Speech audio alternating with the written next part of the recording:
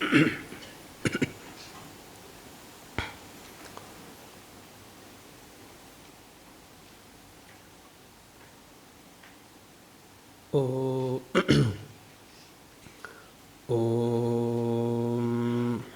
ಗುರುರ್ಬ್ರಹ್ಮ ಗುರುರ್ವಿಷ್ಣುಃ ಗುರುರ್ದೇವೋ ಮಹೇಶ್ವರಃ ಗುರುಃ ಸಾಕ್ಷಾತ್ ಪರಂ ಬ್ರಹ್ಮ ತಸ್ಮೈ ಶ್ರೀ ಗುರವೇ ನಮಃ. ಸದಾಶಿವಸಮಾರಂಭಾಂ ಶಂಕರಾಚಾರ್ಯಮಧ್ಯಮಾಂ ವಂದೇ ಗುರುಪರಂಪರಾಂ. ಸಹನಾವವತು ಸಹನೌ ಭುನಕ್ತು ಸಹ ವೀರ್ಯಂ ಕರವಾವಹೈ ತೇಜಸ್ವಿನಾವಧೀತಮಸ್ತು ಮಾ ವಿದ್ವಿಷಾವಹೈ. ಓಂ ಶಾಂತಿ ಶಾಂತಿ ಶಾಂತಿ. ಓಂ ಶ್ರೀರಾಮಗೀತಾ ಶ್ಲೋಕ 53. ಏವಂ ಸದಾಭ್ಯಸ್ತಸಮಾಧಿಯೋಗಿನಃ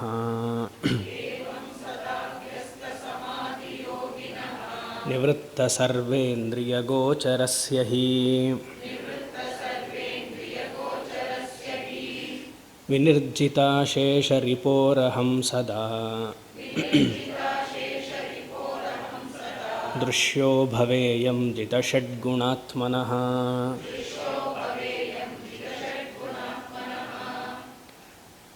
ಪೂರ್ತಿ ನೋಡಿಲ್ಲಲ್ಲ ಇದು, ಇನ್ನು ಕೊನೆ ಪದ ಇದೆ.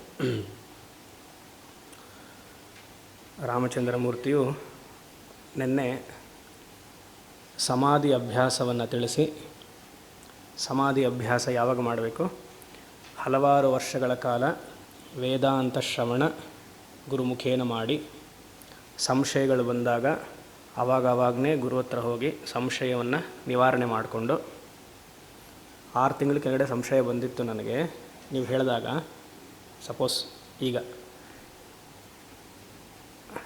ಇವಾಗ ಏನೋ ಸಂಶಯ ಬಂತು ಅಂದ್ಕೊಳ್ಳಿ, ನೀವು ಮುಂದಿನ ವರ್ಷ ಬಂದು ಪ್ರಶ್ನೆ ಕೇಳೋದಲ್ಲ, ಆವಾಗಲೇ ಇಲ್ಲ ಮರ್ತು ಹೋಗುತ್ತೆ ನಮಗೆ. ಆಮೇಲೆ ಕೇಳಿದ್ರೆ ಯಾವ ಪ್ರಶ್ನೆ ಯಾವ ಉತ್ತರ ಕೊಟ್ಟಿದ್ರು ಗುರು ಅಂತಲೂ ಗೊತ್ತಾಗಲ್ಲ. ಶ್ರವಣವನ್ನು ಮಾಡಿ ಶ್ರದ್ಧೆಯಿಂದ ಶ್ರವಣ ಮಾಡಿದ್ರೆ ಸಂಶಯ ಬರೋದಿಲ್ಲ. ಮನಸ್ಸಿನ ಏಕಾಗ್ರತೆ ಇದ್ದರೆ ಶ್ರದ್ಧೆಯಿಂದ ಮಾಡಿದ್ರೆ ಬರಲ್ಲ. ಯಾಕೆ ಬರಲ್ಲ ಅಂದರೆ ಅದಕ್ಕೆ ತಳಹದಿ ಕರ್ಮ ಹಾಗೂ ಉಪಾಸನ ಯೋಗ. ಚೆನ್ನಾಗಿ ಕರ್ಮಯೋಗವನ್ನು ಮಾಡಿರ್ತೀವಿ, ಮನಸ್ಸಿನಲ್ಲಿ ಕಲ್ಮಶ ಎಲ್ಲ ಹೋಗಿರುತ್ತೆ. ಕರ್ಮಯೋಗೇನ ಮಲ ನಿವೃತ್ತಿ ಅಂತ ಹೇಳಿದ್ದೆ, ಉಪಾಸನ ಯೋಗೇನ ವಿಕ್ಷೇಪ ನಿವೃತ್ತಿ ಅಂತಲೂ ಹೇಳಿದ್ದೆ. 1.5 ಗಂಟೆ ಕಾಲ ಕೇಳಬೇಕು ಅಂತಾದರೆ ವಿಕ್ಷೇಪ ಇರಬಾರ್ದು, ಎಕ್ಸ್ಟ್ರೋವರ್ಟೆಡ್ನೆಸ್ ಇರಬಾರ್ದು. ಯಾರು ಬಂದರು, ಯಾರು ಹೋದರು, ಚಳಿ ಜಾಸ್ತಿ ಇದೆಯಾ, ಎ ಸಿ ಕಮ್ಮಿ ಆಯಿತಾ, ಯಾವುದೂ ಇರಬಾರ್ದು. ಶೆಕೆ ಆಗ್ತಿದೆ, ಈ ಆಲೋಚನೆ ಬಂದಾಗ ಒಂದು ಶ್ಲೋಕ ಆಗೋಗಿರುತ್ತೆ. ಆವಾಗ ಈ ಶ್ಲೋಕದಲ್ಲಿ ಏನು ಹೇಳಿದ್ರು ಗೊತ್ತಾಗಲಿಲ್ವಲ್ಲ ಅನಿಸತ್ತೆ. ಏಕಾಗ್ರತೆಯಿಂದ ಇರಬೇಕು. ಹಲವಾರು ವರ್ಷಗಳ ಶ್ರವಣವನ್ನು ಮಾಡಿ ಅದೆಲ್ಲ ನೋಡಿದ್ವಿ ನಾವು. ಹಲವಾರು ವರ್ಷ ಶ್ರವಣವನ್ನು 7 ದಿವಸದಲ್ಲಿ ನೋಡಿದ್ವಿ. ಮನನವನ್ನು ಮಾಡಿ ಶ್ರವಣ ಮನನದಲ್ಲಿಯೇ ಅಹಂ ಬ್ರಹ್ಮಾಸ್ಮಿ ಅಖಂಡಾಕಾರ ವೃತ್ತಿಜ್ಞಾನ ಬಂದಾಯಿತು. ಇಲ್ಲ ಇಷ್ಟು ಮಾಡಿಯೂ ವಿಪರೀತ ಭಾವನ ಹೋಗ್ತಾ ಇಲ್ಲ, ಅಹಂ ದೇಹೋಸ್ಮಿ ಭಾವನ ತುಂಬ ಸ್ಟ್ರಾಂಗ್ ಆಗಿದೆ, ಪ್ರಬಲವಾಗಿದೆ, ಅದನ್ನು ಕಳ್ಸ್ಕೊಳ್ಳೋಕ್ಕಾಗ್ತಾ ಇಲ್ಲ. ಬೆಳಗ್ಗೆ ಎದ್ದಿದ ತಕ್ಷಣ ಮೈಕೈ ನೋವುತ್ತೆ, ಮಕ್ಕಳಿಗೇನೋ ಆಗಿರುತ್ತೆ, ಅದೇನೋ ಅದೆಲ್ಲ ದೇಹಾತ್ಮ ಭಾವ. ಜ್ಞಾನ ಇದ್ದರೆ ಆ ದೇಹಾತ್ಮ ಭಾವ ಇರಲ್ಲ. ಯಾಕಿರಲ್ಲ? ಅದು ಲೀಲೆ ಆಗೋಗುತ್ತೆ ಅವಾಗ. It is A play. ಅದು ನಾವು ಆಟ ಅಂತ ನೋಡಲ್ಲ, ಸತ್ಯ ಅಂತ ನೋಡಿದಾಗ ನಮಗೆ ಈ ಥರ ಎಲ್ಲ ತೊಂದರೆಗಳು ಬರುತ್ತೆ. ಅದೂ ಇತ್ತು ಆದರೆ ನಿಧಿಧ್ಯಾಸನವನ್ನು ಮಾಡಿ ಅಂತ ಒಂದು ಮತ ಅಂತ ಹೇಳಿದ್ದೆ. ಇಲ್ಲಿ ರಾಮಚಂದ್ರಮೂರ್ತಿ ಏನು ಹೇಳ್ತಿದ್ದಾರೆ, ಅಬೈಡೆನ್ಸ್, ನಿನ್ನ ಆತ್ಮಸ್ವರೂಪದಲ್ಲಿ ನಿಲ್ಲಬೇಕು ಅಂದರೆ ಒಂದು ಜಾಗದಲ್ಲಿ ಕೂರಬೇಕು. ಯಾವ ಸಾಧನೆಯನ್ನೂ ಮಾಡಬಾರ್ದು. ಸಾಧನೆಯೆಲ್ಲ ಮುಗಿಸ್ಕೊಂಡು ನಿಧಿಧ್ಯಾಸನಕ್ಕೆ ಬಂದಿರಬೇಕು. ಸಮಾಧಿ ಅಭ್ಯಾಸ ಕೂತ ಮೇಲೆ ತೀರ್ಥಕ್ಷೇತ್ರಕ್ಕೆ ಹೋಗ್ತೀನಿ ಅನ್ನೋದು, ವರ್ಷ ಮನೆ ದೇವರಿಗೆ ತೆಂಗಿನಕಾಯಿ ಹೊಡಿತೀನಿ ಅನ್ನೋದು, ಈ ಥರ ವ್ರತಗಳನ್ನೆಲ್ಲ ಕಟ್ಟಿರ್ತೀವಲ್ಲ, ಅದೆಲ್ಲ ಇಲ್ಲ. ಭಗವಂತನೇ ಬೇಚಾರ ಮಾಡ್ಕೊಳ್ತಾನೆ. ಇಷ್ಟೆಲ್ಲ ಮಾಡಿ ನಿಧಿಧ್ಯಾಸನ, ನನ್ನ ಸ್ವರೂಪವೇ ನಿನ್ನದಾಗಿದೆ, ಈಗ ಮತ್ತೆ ಪರಾಕ ನೋಡಿ ದ್ವೈತ ಸ್ಥಿತಿಯಲ್ಲಿ ಇದೆಯಲ್ಲ ನೀನು ಅಂತ. ಬರೋಕ್ಕಿಂತ ಮುಂಚೆ ಇದೆಲ್ಲ ಮಾಡಿರಬೇಕು, ಹಲವಾರು ವರ್ಷಗಳ ಕಾಲ ಮಾಡಿರಬೇಕು. ಆ ರೀತಿಯಾಗಿ ಸಮಾಧಿ ಅಭ್ಯಾಸವನ್ನು ಪ್ರಣವೋಪದೇಶದ ಮೂಲಕ ರಾಮಚಂದ್ರಮೂರ್ತಿ ಮಾಡಿದ್ದಾಯಿತು. ಅಕಾರವನ್ನು ವಿಶ್ವ, ಉಕಾರ ತೈಜಸ, ಮಕಾರ ಪ್ರಾಜ್ಞ. ಅದೇ ವ್ಯಷ್ಟಿಯಲ್ಲಿ ಸಮಷ್ಟಿಯಲ್ಲಿ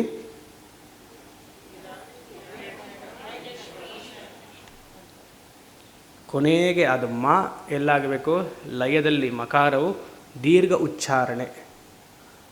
ಅಕಾರವನ್ನು ಜಾಸ್ತಿ ಹೇಳಿದ್ರೆ ಪ್ರಪಂಚದಲ್ಲಿ ಇನ್ನೂ ಆಸಕ್ತಿ ಬರುತ್ತೆ. ಉಕಾರವನ್ನು ಹೇಳಿದ್ರೆ ಅದೊಂಥರ ಬ್ಯಾಲೆನ್ಸ್ ಮಾಡುತ್ತೆ, ಸಮತೋಲನದಲ್ಲಿ ಇಟ್ಕೊಳ್ಳುತ್ತೆ. ಮಕಾರದಿಂದ ಅದು ಲಯ ಆಗ್ತಾ ಹೋಗ್ತಿದ್ದಾಗ ಮನಸ್ಸು ಪೂರ್ತಿ ಪ್ರಶಾಂತತೆ ಆಗುತ್ತೆ. ಮತ್ತೆ ಇನ್ನೊಂದು ಸತಿ ಪ್ರಣವವನ್ನು ಮಾಡೋಕ್ಕಿಂತ ಮುಂಚೆ ಆ ನಡುವಿನಲ್ಲಿ ಗ್ಯಾಪ್ ಇದೆಯಲ್ಲ ಮಧ್ಯದಲ್ಲಿ, ಅದು ಸಾಕ್ಷಿ ಚೈತನ್ಯ. ಆ ಗ್ಯಾಪ್ ಜಾಸ್ತಿ ಆಗ್ತಾ ಆಗ್ತಾ ಆಗ್ತಾ ಆಗ್ತಾ ಹೋಗಬೇಕು. ಅದಕ್ಕೆ ಸಮಾಧೇಹೆ ಪೂರ್ವಂ ಪ್ರಣವ ಜಪಂ ಕುರು ಅಂತಿತ್ತು 2 ಶ್ಲೋಕದಲ್ಲಿಯೂ. ಸಮಾಧಿಗಿಂತ ಮುಂಚೆ ಕೂತಿರ್ತೀವಿ, ಒಂದು 15 ನಿಮಿಷ 20 ನಿಮಿಷ ಓಂ ಅಂತ ಹೇಳ್ತೀವಿ. ಗುರುಮುಖೇನ ಕಲಿಬೇಕು. ಕಲಿಯಿಲ್ಲ ಅಂದ್ರೆ ಏನಾಗುತ್ತೆ ಗೊತ್ತಲ್ಲ, ನಾನು ಹೇಳಿದೆ, ಮತ್ತೆ ಹೇಳಿದ್ರೆ ಇವತ್ತು ಕ್ಲಾಸ್ ಮುಗಿಸ್ಬೇಕು ನಾವೀಗ. ಹೇಳಿ ಒಂದು ಗಂಟೆ ಕಾಲದಲ್ಲಿ 1 ಗಂಟೆ ಸಮಾಧಿ ಅಭ್ಯಾಸ ಧ್ಯಾನದಲ್ಲಿ ಕೂರ್ತೀನಿ ಅಂದರೆ ಒಂದು 10 ನಿಮಿಷ 15 ನಿಮಿಷ ಗುರು ಹೇಳುವ ರೀತಿಯಲ್ಲಿ ಪ್ರಣವ ಜಪ. ಆಮೇಲೆ ಅದು ಶಾಂತತೆ ಬಂದ್ಬಿಡುತ್ತೆ, ಮನಸ್ಸು ಎಲ್ಲೂ ಆ ಕಡೆ ಈ ಕಡೆ ಹೋಗಲ್ಲ. ಆ ನಿಶ್ಶಬ್ದತೆಯಲ್ಲಿ ಆತ್ಮ ಅಂದರೆ ಅವಾಗಿನ ಗೋಚರ ಆಗಲ್ಲ, ಇರುವಂಥದ್ದು ವ್ಯಕ್ತವಾಗತ್ತೆ. ಅಹಂ ಬ್ರಹ್ಮಾಸ್ಮಿ ಅಂತ ಅವಾಗ ಗೊತ್ತಾಗುತ್ತೆ. ನಿಶ್ಶಬ್ದತೆಯಲ್ಲಿ ಆತ್ಮ ಬಂತು ಅಂತಲ್ಲ, ಇರೋದು ಸರಿ ಹೋಗುತ್ತೆ, ಕಲ್ಮಶಗಳೆಲ್ಲ ಹೋಗುತ್ತೆ. ಆ ಆನಂದ ಸ್ಥಿತಿಯಲ್ಲಿ ಆ ಜೀವನ್ಮುಕ್ತನಿರ್ತಾನೆ. ಶರೀರವಿದ ಮೇಲೆ ವಿದೇಹ ಮುಕ್ತಿ ಆಗುತ್ತೆ. ಅದು 51ನೇ ಶ್ಲೋಕದಲ್ಲಿ ಮುಗೀತು. 52ರಿಂದ 57ನೇ ಶ್ಲೋಕದವರೆಗೂ ಫಲ, ಜೀವನ್ಮುಕ್ತನ ಹೇಗಿರ್ತಾನೆ ಅಥವಾ ಈ ಸಮಾಧಿಯ ಫಲ. ಅದರಲ್ಲಿ 52, 53 ಆಗಿತ್ತು. ಜಿತ ಷಡ್ಗುಣಾತ್ಮನಃ, ಅದೊಂದು ನೆನ್ನೆ ನೋಡಲಿಲ್ಲ ನಾವು, ಅದು ನೋಡಿದ್ವಿ. ಸದಾ ದೃಶ್ಯೋ ಭವೇಯಂ ಜಿತ ಷಡ್ಗುಣಾತ್ಮನಃ ನೋಡಬೇಕಾಗಿತ್ತು. ಏನು? ಏವಂ 53ನೇ ಶ್ಲೋಕ ಮೊದಲನೇದು. ಏವಂ ಈ ರೀತಿಯಾಗಿ ಸಮಾಧಿ ಅಭ್ಯಸ್ತ ಯೋಗಿನಃ ಸದಾ ಕ್ರಿಯತೆ. ಸತತವಾಗಿ ಪ್ರತಿನಿತ್ಯ ಹೇಗೆ ಊಟ ತಿಂಡಿ ಎಲ್ಲ ಫಲಹಾರ ಎಲ್ಲ ಮಾಡ್ತೀವಿ, ಸ್ನಾನಗಳು ಮಾಡ್ತೀವೋ, ಸಮಾಧಿ ಅಭ್ಯಾಸ should become A part of your life. ಒಂದು ದಿವಸ ಮಾಡೋದು ಬಿಡೋದು ಅಲ್ಲ. ನಾಳೆಯಿಂದಾದರೂ ಸ್ವಲ್ಪ ಶುರು ಮಾಡ್ಕೊಳ್ಳಿ. ಏನು ಮಾಡ್ತಾಯಿದ್ದೀವಿ ಸ್ವಾಮೀಜಿ, ಮಧ್ಯಾಹ್ನ 1:30ಯಿಂದ 3:30 ಮಾಡ್ತೀವಿ ಸಮಾಧಿ ಅಭ್ಯಾಸ. ಅದಲ್ಲ, ಅದು ಹಾರಿಜಾಂಟಲ್ ಸಮಾಧಿ. ನಾವು ಮಾಡಬೇಕಾಗಿರೋದು ವರ್ಟಿಕಲ್ ಸಮಾಧಿ. ಆಯಿತಾ? ವರ್ಟಿಕಲ್ ಸಮಾಧಿಗೆ ಮೋಕ್ಷ ಅಂತ ಹೇಳಿದರೆ ಬಿಟ್ಟರೆ ಹಾರಿಜಾಂಟಲ್ಗೆ ಹೇಳಿಲ್ಲ ಅಲ್ವಾ? ಒಂದು 15-20 ನಿಮಿಷದಿಂದ ಶುರು ಮಾಡ್ತಾ ಬರಬೇಕು. ಬೆಳಗ್ಗೆ ಶ್ರವಣವನ್ನು ಮಾಡಬೇಕು. ನಾಳೆಯಿಂದ ಎಲ್ಲರೂ ಏನು ಮಾಡಬೇಕು? ರಾಮಗೀತೆ 62 ಶ್ಲೋಕ, ಒಂದೊಂದೇ ಶ್ಲೋಕವನ್ನು ಓದಬೇಕು. ಶ್ರವಣ ಇದು ನವಂಬರಲ್ಲೂ ಹೇಳಿದ್ದೆ, ಎಲ್ಲರೂ ತಲೆ ಆಟಿಸಿದ್ರು ಹೀಗೆ. ಆಮೇಲೆ ಸ್ಟಾಪ್ ಆಗಿಬಿಡುತ್ತೆ. ಬೆಳಗ್ಗೆ 1 ಅಥವಾ 2 ಶ್ಲೋಕ ಶ್ರವಣ, ಅದೇ ಓದಿರುವಂತಹ ಶ್ಲೋಕವನ್ನು ಮನನ ಮಾಡೋದು. Until it becomes part of my personality. ನನ್ನ ಜೀವನದಲ್ಲಿ ಈ ಏನು ಶ್ಲೋಕಗಳು ಓದ್ತೀವಲ್ಲ ಅದು ಅಸಿಮ್ಯುಲೇಟ್ ಆಗಬೇಕು, ರಕ್ತಗತವಾಗಿರಬೇಕು. ಇಲ್ಲಾಂದರೆ ಇಷ್ಟು ದಿವಸ ಕೇಳಿರೋದು ಏನಾಗುತ್ತೆ? ಟ್ರಾನ್ಸ್ಫಾರ್ಮೇಷನ್ ಆಗಲ್ಲ, ಇನ್ಫಾರ್ಮೇಷನ್ ಇರುತ್ತಷ್ಟೆ. ನಾನು ಹೋದೆ, ರಾಮಗೀತ ಕೇಳಿದೆ, ಸ್ವಾಮಿಗಳು ಚೆನ್ನಾಗಿ ಹೇಳಿದ್ರು, ಅಷ್ಟೇ ಆಗುತ್ತೆ. ಆ ರಾಮಗೀತೆ ನನ್ನದಾಗಿಸ್ಕೊಳ್ಬೇಕು ಅಂತ ಕೊನೆಯಲ್ಲಿ ರಾಮನ ಹೇಳ್ತಾನೆ. ಮಧ್ಯಾಹ್ನ ಮನನ, ಮಲಗುವ ಸಮಯದಲ್ಲಿ ಮನನ, ರಾತ್ರಿ ನಿಧಿಧ್ಯಾಸನ, ಒಂದು 20 ನಿಮಿಷ ಓಂಕಾರ ಜಪ ನಿಧಾನಕ್ಕೆ. ಜೋರಾಗಿ ಹೇಳಿದ್ರೆ ಎದ್ದು ಬಿಡ್ತಾರೆ ಎಲ್ಲರೂ, ಪಕ್ಕದ ಮನೆಯವರೆಲ್ಲ. ನಿಧಾನಕ್ಕೆ ಹೇಳಬೇಕು. ಆ ರೀತಿಯಾಗಿ ಇಲ್ಲಿ ಹೇಳ್ತಿದ್ದಾನೆ, ಸದಾ ಸಮಾಧಿ ಅಭ್ಯಸ್ತ ಯೋಗಿನಃ ಸದಾ ಕ್ರಿಯತೆ. ಇಂದ್ರಿಯಗಳನ್ನೆಲ್ಲ ಒಳಮುಖವಾಗಿ ಮಾಡ್ಕೊಂಡಿರಬೇಕು. ನಿವೃತ್ತ ಸರ್ವೇಂದ್ರಿಯ ಗೋಚರಸ್ಯ. ಶಮಾದಮ ಎಲ್ಲ ನೋಡಿದ್ವಿ. ಅನ್ಹೆಲ್ತಿ ಆ್ಯಟಿಟ್ಯೂಡ್ ಅಲ್ಲ, ಅನ್ಹೆಲ್ತಿ ಥಾಟ್ ಪ್ಯಾಟ್ರನ್ಸ್, ರಾಜಸಿಕವಾಗಿರುವಂತಹ ತಾಮಸಿಕವಾಗಿರುವಂತಹ ವೃತ್ತಿನೆಲ್ಲ ಕಮ್ಮಿ ಮಾಡ್ತಾ ಬರಬೇಕು. ಅಭಯಂ ಸತ್ವ ಸಂಶುದ್ಧಿ ಅಂತ ಹೇಳಿದೆ ನಿನ್ನೆ. ದೈವಾಸುರ ಸಂಪತ್ ವಿಭಾಗದಲ್ಲಿ ದೈವ ಗುಣಗಳನ್ನು ಬೆಳೆಸ್ಕೊಳ್ತಾ ಹೋಗಬೇಕು. ಆ ಥರ ಆದಾಗ ಸದಾ ಜಿತಷಡ್ಗುಣಾತ್ಮನಃ, ಭಗವಂತನಿಗೆ ಅದು ಹೆಸರು. ಜಿತಷಡ್ಗುಣಾತ್ಮನಃ ಅಂದರೆ ಸಗುಣ ರಾಮ, ಇಲ್ಲಿ ಈಶ್ವರ ಅಂತಹ. ಈಶ್ವರನ ಅನುಗ್ರಹ ತುಂಬ ಅವಶ್ಯಕತೆ ಇದೆ ಸಮಾಧಿ ಅಭ್ಯಾಸದಲ್ಲಿ. ಸ್ವಪ್ರಯತ್ನವೂ ಮುಖ್ಯ, ಸ್ವಪ್ರಯತ್ನಕ್ಕಿಂತ ಈಶ್ವರ ಅನುಗ್ರಹವೂ ಮುಖ್ಯ. ಎಷ್ಟೇ ತಯಾರಿ ಮಾಡ್ಕೊಳ್ಬೋದು, ವಿವಿಕ್ತ ದೇಶ ಸೇವಿತ್ವಂ ಅರತಿರ್ಜನ ಸಂಸದೆ ಅಂತ ಕಾಡಿಗೆ ಹೋಗ್ಬೋದು, ಮನಸ್ಸನ್ನು ಏಕಾಗ್ರತೆಯಾಗಿ ಮಾಡ್ಕೊಂಡಿರ್ಬೋದು. ಅನುಗ್ರಹ ಇಲ್ಲ ಅಂದರೆ, ಗುರುವಿನ ಶಾಸ್ತ್ರದ ಇಲ್ಲ ಭಗವಂತನ ಅನುಗ್ರಹ ಇಲ್ಲ ಅಂದರೆ ಗಂಟೆ ಕಾಲ ಸಮಾಧಿಯಲ್ಲಿ ಕೂರೋಕ್ಕಾಗಲ್ಲ. ಯಾಕೆ? ಎನ್ವೈರ್ಮೆಂಟ್ ಕಂಡ್ಯೂಸಿವ್ ಆಗಿರಬೇಕು. ಅದು ಮನೇಲಾಗಲಿ ಆಶ್ರಮದಲ್ಲಾಗಲಿ. ನೀವು ಕೂತಿರ್ತೀರ, ಸೌಟು ಕುಕ್ಕರ್ ಶಬ್ದ ಬಂದರೆ ಮಾಡ್ತೀರಾ ಸಮಾಧಿ ಅಭ್ಯಾಸ ಅಲ್ವಾ? ಆಶ್ರಮದಲ್ಲೂ ಹಾಗೆ. ಆಶ್ರಮ ಮಹಾಶ್ರಮ ಅದು ಅಲ್ವಾ? ಹೊರಗಡೆ ನೋಡೋರ್ಗೆ ಅದು ಆಶ್ರಮ, ಒಳಗಡೆ ಇರೋರಿಗೆ ಶ್ರಮವೇ ಅಲ್ವಾ? ಅದೆಲ್ಲ ಕಂಡ್ಯೂಸಿವ್ ಆಗಿರಬೇಕು ಅಂದರೆ ಭಗವಂತನ ಅನುಗ್ರಹ ಇಲ್ಲದೆ ಆಗಲ್ಲ. ಸೊ ಅದಕ್ಕೆ ಇಲ್ಲಿ ಜಿತಷಡ್ಗುಣಾತ್ಮನಃ, ಸದಾ ಭಗವಂತನ ಅನುಗ್ರಹ. ಹೇಗೆ? ಧರ್ಮಿಷ್ಠನಾಗಿದ್ದರೆ ಭಗವಂತನ ಅನುಗ್ರಹ ಬರುತ್ತೆ. ಜಿತಷಡ್ಗುಣಾತ್ಮನಃ ಅಂದರೆ ಆ ಭಗವಂತನ ಗುಣಗಳು 6 ಗುಣಗಳು. ಐಶ್ವರ್ಯಸ್ಯ ಸಮಗ್ರಸ್ಯ ಯಶಸ್ಶ್ರಿಯ ಜ್ಞಾನ ವೈರಾಗ್ಯೋ ಷಣ್ಣಾಂ ಭಗ ಇತ್ಯುಚ್ಯತೆ. ಭಗವಾನ್ ಅಂತ ಎಲ್ಲರೂ ಕರೀತಾರಲ್ಲ, ಭಗವಾನ್ ರಮಣ ಮಹರ್ಷಿಗಳು, ಭಗವಾನ್ ನಿತ್ಯಾನಂದರು, ಭಗವಾನ್ ಶ್ರೀಧರ ಸ್ವಾಮಿಗಳು. ಭಗವಾನ್ ಅಂದರೆ 6 ಗುಣಗಳಿರಬೇಕು. ಐಶ್ವರ್ಯ ಇರಬೇಕು ಅವ್ರಿಗೆ. ಭಗವಂತನಿಗೆ ಐಶ್ವರ್ಯ ಇದ್ದರೆ ಈ ಪ್ರಪಂಚವನ್ನು ಸೃಷ್ಟಿ ಮಾಡೋಕ್ಕೆ ಸಾಧ್ಯ. ಯಶಸ್ಸು ಕೀರ್ತಿ ಇರಬೇಕು, ವೀರ್ಯ ಶಕ್ತಿ ಇರಬೇಕು, ಜ್ಞಾನ ಇರಬೇಕು. ಜ್ಞಾನ ಅಂದ್ರೇನು? ಪ್ರತಿಯೊಂದು ಜೀವಿಯು ಯಾವ ಯಾವ ಕರ್ಮ ಮಾಡಿದೆ ಅವನವನಿಗೆ ಯಾವ ಯಾವ ಕರ್ಮದಲ್ಲಿ ಎಲ್ಲಿ ಹುಟ್ಟಿಸ್ಬೇಕು. ಸೌತ್ ಆಫ್ರಿಕಲ್ಲಿ ಹುಟ್ಟಿಸ್ಬೇಕಾ ಅವನ ಕರ್ಮಕ್ಕೆ? ಅಲ್ಲಿ ಹುಟ್ಟಿಸ್ಬೇಕು. ನಾವು ಹೋಗೋಕ್ಕಾಗತ್ತಾ? ಅಲ್ಲ, ಅವರಲ್ಲಿ ಹುಟ್ಟಿಸ್ಬೇಕು. ಇಲ್ಲಿ ಭಾರತದಲ್ಲಿ ಇರಬೇಕು, ದಕ್ಷಿಣ ಭಾರತದಲ್ಲಿ ನಮ್ಮ ಕರ್ಮ 84 ಲಕ್ಷ ಜೀವರಾಶಿಗಳ ಕರ್ಮ ಏನಿದೆ ಅಂತ ಭಗವಂತನಿಗೆ ಗೊತ್ತಿರಬೇಕು. ಆ ಜ್ಞಾನ ಇಲ್ಲಿ ಹೇಳ್ತಾ ಇರೋದು. ಅವನಿಗೆ ಅಹಂ ಬ್ರಹ್ಮಾಸ್ಮಿ ಜ್ಞಾನ ಅವಶ್ಯಕತೆ ಇಲ್ಲ, ಆತ ಸ್ವತವಾಗಿದ್ದಾನೆ. ಇಷ್ಟೆಲ್ಲ ಮಾಡಿ ಭಗವಂತನು ಜೀವನ ಕರ್ಮಕ್ಕೆ ಅಂಟಬಾರ್ದು, ಅದು ವೈರಾಗ್ಯ. ಪ್ರಪಂಚವನ್ನು ಸೃಷ್ಟಿ ಮಾಡಬೇಕು, ಜೀವನ ಕರ್ಮಕ್ಷಯವನ್ನು ಮಾಡ್ಕೊಳ್ಳೋಕ್ಕೆ ಆಯಿತಾ, ಆ ಸಮಯದಲ್ಲಿ ಲಯವನ್ನು ಮಾಡಿಬಿಡಬೇಕು. ನಾವೊಂದು ಸಂಸಾರವನ್ನು ಸ್ಟಾರ್ಟ್ ಮಾಡ್ತೀವಿ, ಇವಾಗ ಸಂಸ್ಥೆಯನ್ನು ಶುರು ಮಾಡ್ತೀವಿ, ಅದು ಪ್ರಾಫಿಟಲ್ಲಿ ನಡೀಲಿ ಲಾಸಲ್ಲಿ ನಡೀಲಿ, ಇನ್ನೂ ನಡೆಸ್ಬೇಕು ಸ್ವಾಮಿ, ಇನ್ನೂ ಆಗ್ತಾಯಿದೆ, ಏನು ಮಾಡೋದು ಅಂತೆಲ್ಲ ಕೇಳ್ತೀವಿ. ಆಗಲಿಲ್ವ ಬಿಟ್ಬಿಡ್ಬೇಕು. ಭಗವಂತ ಎಷ್ಟು ಚೆನ್ನಾಗಿ ಸೃಷ್ಟಿ ಮಾಡ್ತಾನೆ, ಕರ್ಮಕ್ಷಯ ಆಯಿತಾ ಲಯ ಮಾಡ್ತಾನೆ. ಪ್ರತಿನಿತ್ಯವೂ ಲಯವಾಗ್ತಾನೇ ಇದೆ. ನಾವು ಅಂದ್ಕೊಳ್ತೀವಿ ಲಯ ಆಗ್ತಿಲ್ಲ ಹಾಗೆ ಅಂತ. ನಮ್ಮ ದೇಶದಲ್ಲಿ ಆಗ್ತಿಲ್ಲ ಲಯ, ಅದಕ್ಕೋಸ್ಕರ ಆರಾಮಾಗಿದ್ದೀವಿ ಅಲ್ವಾ? ಯುಕ್ರೇನ್, ಇಸ್ರೇಲ್, ರಾಫಾ ಎಲ್ಲ ಆಗ್ತಿದೆ ನೋಡಿ. ಅಲ್ಲೆಲ್ಲ ಸಾಕು ಅಂತಾಯಿತು. ಭಗವಂತನ ಎಷ್ಟು ಜನ ಹುಡ್ತಾ ಇದ್ದಾರೋ ಅಷ್ಟೇ ಜನ ಹೋಗ್ತಿದ್ದಾರೆ. ಇಲ್ಲಾಂದರೆ ಬ್ಯಾಲೆನ್ಸ್ ಮಾಡೋಕ್ಕಾಗಲ್ಲ.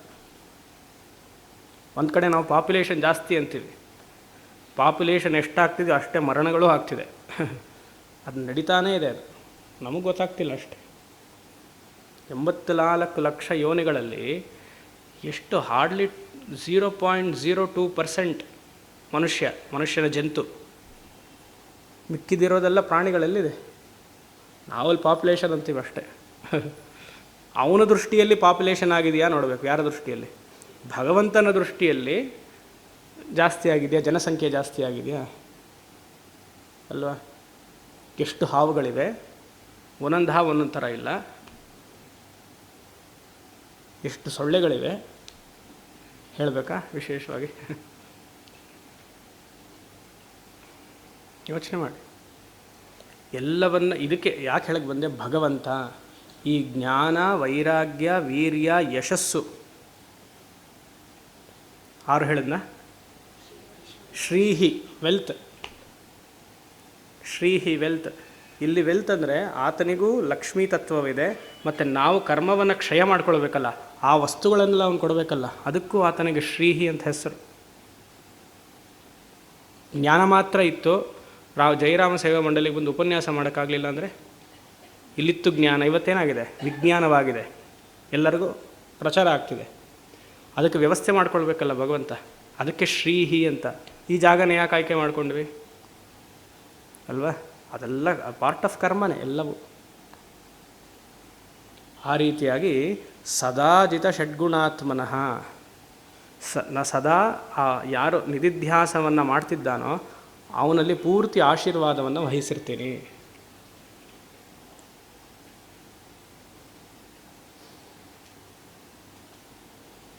ಮ್ಯೂಟ್ ಮಾಡಿಬಿಡಿ ಒಂದು ಸತಿ.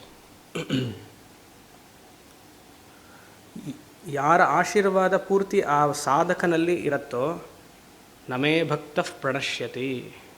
ಯಾರ ಮಾತು? ಕೃಷ್ಣನ ಮಾತು. ಎಲ್ಲಿ ಹೇಳ್ದ? ಭಗವದ್ಗೀತೆಯಲ್ಲಿ. ಎಷ್ಟನೇ ಅಧ್ಯಾಯದಲ್ಲಿ? ಅದು ನೀವೇ ಹೇಳಿಬಿಡಿ, ಎಲ್ಲ ಹೇಳ್ತಿದ್ದೀರಲ್ಲ. 9ನೇ ಅಧ್ಯಾಯದಲ್ಲಿ. ಎಷ್ಟನೇ ಶ್ಲೋಕ? 31. ಕ್ಷಿಪ್ರಂ ಭವತಿ ಧರ್ಮಾತ್ಮ ಶಶ್ವತ್ ಶಾಂತಿಂ. ಆಮೇಲೆ ನಮೇ ಭಕ್ತ ಪ್ರಣಶ್ಯತಿ. ನನ್ನ ಭಕ್ತ ಯಾವತ್ತೂ ಕೆಡದಿಲ್ಲ. ಎಂತಹ ಭಕ್ತ? ನಿಧಿಧ್ಯಾಸನದಲ್ಲಿ ಕೂತಿರುವಂತಹ ಭಕ್ತ. ನಮೇ ಭಕ್ತ ಪ್ರಣಶ್ಯತಿ. ಯೋಗಕ್ಷೇಮ ನಾನು ನೋಡ್ಕೊಳ್ತೀನಿ ಅಂತಂದ. ಅವನ ಯೋಗಕ್ಷೇಮ ಏನು? ಯಾರು ಸಮಾಧಿ ಅಭ್ಯಾಸದಲ್ಲಿ ಕೂತಿದ್ದಾರೋ ಆತನಿಗೆ ಊಟ, ವಸತಿ, ಮೈ ಮೇಲೆ ಹಾಕೊಳ್ಳುವಂತಹ ಬಟ್ಟೆ ಈಸ್ ಮೈ ರೆಸ್ಪಾನ್ಸಿಬಿಲಿಟಿ. ನಮಗೆ ಇಷ್ಟ ಬಂದಿದ್ದಲ್ಲ ಆಸೆ ಕೇಳಿಬಿಟ್ಟು ಇದು ಏನೋ ಯೋಗಕ್ಷೇಮ ವಹಾಮ್ಯಹಂ ಅಂದರೆ ಇವತ್ತು ನಮಗೆ ಇದು ಬೇಕಾಗತ್ತೆ. ಜಯನಗರದಲ್ಲಿ ಇವತ್ತೊಂದು ಫ್ಲ್ಯಾಟ್ ಬೇಕಾಗತ್ತೆ, 10 ವರ್ಷ ಆದಮೇಲೆ ಅಲ್ಲಿ ಬೇಡ, ಏರ್ಪೋರ್ಟ್ ರೋಡಲ್ಲೊಂದು ಮಾಡಿಸೋಣ ಅಂತ. ಯೋಗಕ್ಷೇಮ ವಹಾಮ್ಯಹಂ ಭಗವಂತ ಮಾಡಿಸಲಿಲ್ಲ ಅಂದರೆ ಅವನದನ್ನು ಪ್ರಾಮಿಸ್ ಮಾಡಲೇ ಇಲ್ವಲ್ಲ. ನೀನು ಸಮಾಧಿಲಿ ಕೂತಿದ್ರೆ ನಿನಗೇನು ಬೇಕೋ ಅದು ನಾನು ಮಾಡ್ತೀನಿ ಅಂದ. ನಮ್ಮ ಆಸೆಗೆ ಅವ್ನು ಮಾಡಲ್ಲ. ನಮ್ಮ ಆಸೆಗೆ ಏನು ಮಾಡುತ್ತೆ? ಪ್ರಾರಬ್ಧ ಇಸ್ ದೇರ್. ಸ್ವಾಮೀಜಿ ಮಗನಿಗೆ ಎಜುಕೇಷನ್ನು, ಪ್ರಾರಬ್ಧ ವಿಲ್ ಟೇಕ್ ಕೇರ್. ಹೆಂಡತಿಗೆ ಆರೋಗ್ಯ, ಪ್ರಾರಬ್ಧ ವಿಲ್ ಟೇಕ್ ಕೇರ್. ಆಫೀಸಲ್ಲಿ ಪ್ರಮೋಷನ್, ಪ್ರಾರಬ್ಧ ವಿಲ್ ಟೇಕ್ ಕೇರ್. ಪ್ರಾರಬ್ಧ ಇರೋದ್ರಿಂದಲೇ ನಿಮಗೆ ಇವಳನ್ನ ಕಟ್ಕೊಳ್ಬೇಕು, ಅವನನ್ನು ಕಟ್ಕೊಳ್ಬೇಕು, ಈ ಮಗು ಹುಟ್ಟಬೇಕು ಅಂತ ತಾನೇ ಬಂದಿದ್ದು. ಭಗವಂತ ಯಾತಕ್ಕೆ ಬೇಕಲ್ಲಿ? ಯೋಚನೆ ಮಾಡಿದ್ದೀರಾ? ನಿಮ್ಮ ಪ್ರಾರಬ್ಧ ಅಥವಾ ನನ್ನ ಪ್ರಾರಬ್ಧ ಇರೋದ್ರಿಂದ ನಿಮಗೆ ಪಾಠ ಮಾಡ್ತಿರೋದು.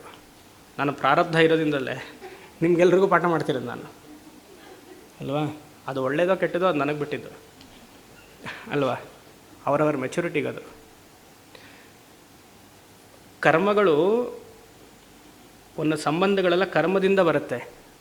ಈಕೆನೇ ಕಟ್ಕೊಳ್ಬೇಕು, ಆಗಬೇಕು, ಇವನ ಜೊತೆನೇ ಇಷ್ಟು ವರ್ಷ ಇರಬೇಕು, ಇದೆಲ್ಲ ನಮಗೆ ಗೊತ್ತಿಲ್ಲ, ಬಂದ್ಬಿಡ್ತದು. ತಾಯಿ ಗರ್ಭದಲ್ಲಿ ಈ ಮಗುವೇ ಹುಟ್ಟಬೇಕು, ಕರ್ಮ. ಅದನ್ನು ಪ್ರತ್ಯೇಕವಾಗಿ ಭಗವಂತನ ಹತ್ರ ಹೋಗಿ ಕೆಲಸ ಕೊಡಿಸು, ಎಜುಕೇಷನ್ ಮಾಡು, ಅಪ್ಲಿಕೇಶನ್ ಹಾಕ್ಸು ಕೇಳೋ ಅವಶ್ಯಕತೆ ಇಲ್ಲ. It will take its own course. We are wasting time in praying. It's a shear waste of time. ಭಗವಂತನ ಹತ್ರ ಹೋಗಿ ಹೀಗೆ ಮಾಡು, ಹಾಗೆ ಮಾಡು ಅಂದರೆ ನಮಗೆ ಮಾಡ್ದ ಅಂತ ಅನ್ಸುತ್ತೆ, ನಿಮ್ಮ ಪ್ರಾರಬ್ಧ ಮಾಡುತ್ತೆ. ಅವನು ನಿಜವಾಗ್ಲೂ ಯಾತಕ್ಕೆ ಬೇಕು? ಧರ್ಮ ಮಾರ್ಗದಲ್ಲಿ, ಇಲ್ಲ ಅದ್ವೈತ ವೇದಾಂತ ಮಾರ್ಗದಲ್ಲಿ ಭಗವಂತ ಬೇಕು ಅಷ್ಟೇ. ಅದಕ್ಕೆ ಅವನು ಯೋಗಕ್ಷೇಮಂ ವಹಾಮ್ಯಹಂ ಅಂತಂದ. ಇಲ್ಲಾಂದ್ರೆ ನಾವು ಅರ್ಥಕಾಮದಲ್ಲಿಯೇ ಇರ್ತೀವಿ, ಅದಕ್ಕೆಲ್ಲ ಭಗವಂತ ಬೇಕಾ? ಅದ್ವೈತ ಜ್ಞಾನ ಸ್ಥಿತಿಗೆ ಭಗವಂತ ಬೇಕು. ಅದನ್ನ ಇಲ್ಲಿ ಹೇಳ್ತಿರೋದು. ಸದಾ ಜಿತಾ ಷಡ್ಗುಣಾತ್ಮನಃ ನಮೇ ಭಕ್ತ ಪ್ರಣಶ್ಯತಿ. ಯಾರಿಗೆ? ಅದ್ವೈತ ವೇದಾಂತದಲ್ಲಿ ಇರೋವನಿಗೆ. ಇಲ್ಲ ದ್ವೈತ ವೇದಾಂತದಲ್ಲಿ ಆಯಿತು. ದ್ವೈತ ವೇದಾಂತ ಅಲ್ಲ, ದ್ವೈತ ಸಂಪ್ರದಾಯ. ವೇದಾಂತ ದ್ವೈತ ವಿಶಿಷ್ಟ ದ್ವೈತ ಅಲ್ಲ, ಇಲ್ಲ, ಓದಿರೋರಿಗೆ ಅದೊಂದು ಸಂಪ್ರದಾಯ.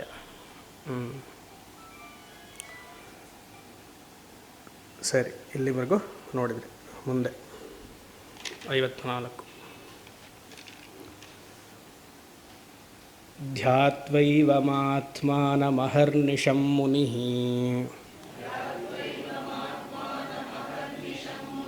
ತಿಷ್ಠೇತ್ ಸದಾ ಮುಕ್ತ ಸಮಸ್ತಬಂಧನಃ ಪ್ರಾರಬ್ಧಮಶ್ನನ್ ಅಭಿಮಾನವರ್ಜಿತಃ ಮಯ್ಯೇವ ಸಾಕ್ಷಾತ್ ಪ್ರವಿಲೀಯತೆ ತತಃ.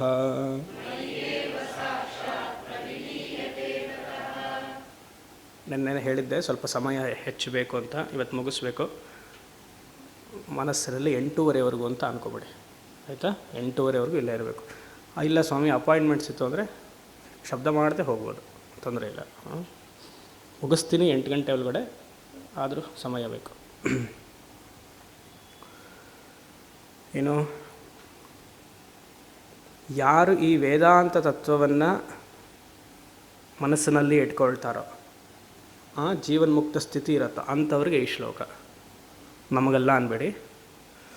ಏವಂ ಅಂದ್ರೇನು, ಯಾರು ಮೋಕ್ಷ ಇಚ್ಛೆ, ಮೋಕ್ಷ ಅಂದರೆ ಆನಂದದ ಇಚ್ಛೆ ಇರುತ್ತೋ, ಮುನಿಹಿ ಅಂದ್ರೇನು, ಮನನಶೀಲವಾನ್ ಇತಿ ಮುನಿಹಿ, ಹಲವಾರು ವರ್ಷಗಳ ಕಾಲ ಶ್ರವಣ ಮನನ ನಿಧಿಧ್ಯಾಸನವನ್ನು ಮಾಡಿ ಮನಸ್ಸನ್ನು ಒಳಮುಖವಾಗಿ ಮಾಡಿಕೊಂಡಿದ್ದಾನೆ.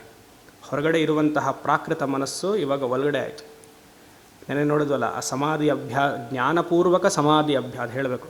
ಜ್ಞಾನಪೂರ್ವಕ ಸಮಾಧಿ ಅಭ್ಯಾಸದಿಂದ ಏನಾಗಿದೆ, ಆತ ಮನಸ್ಸು ಶಾಂತವಾಗಿದೆ.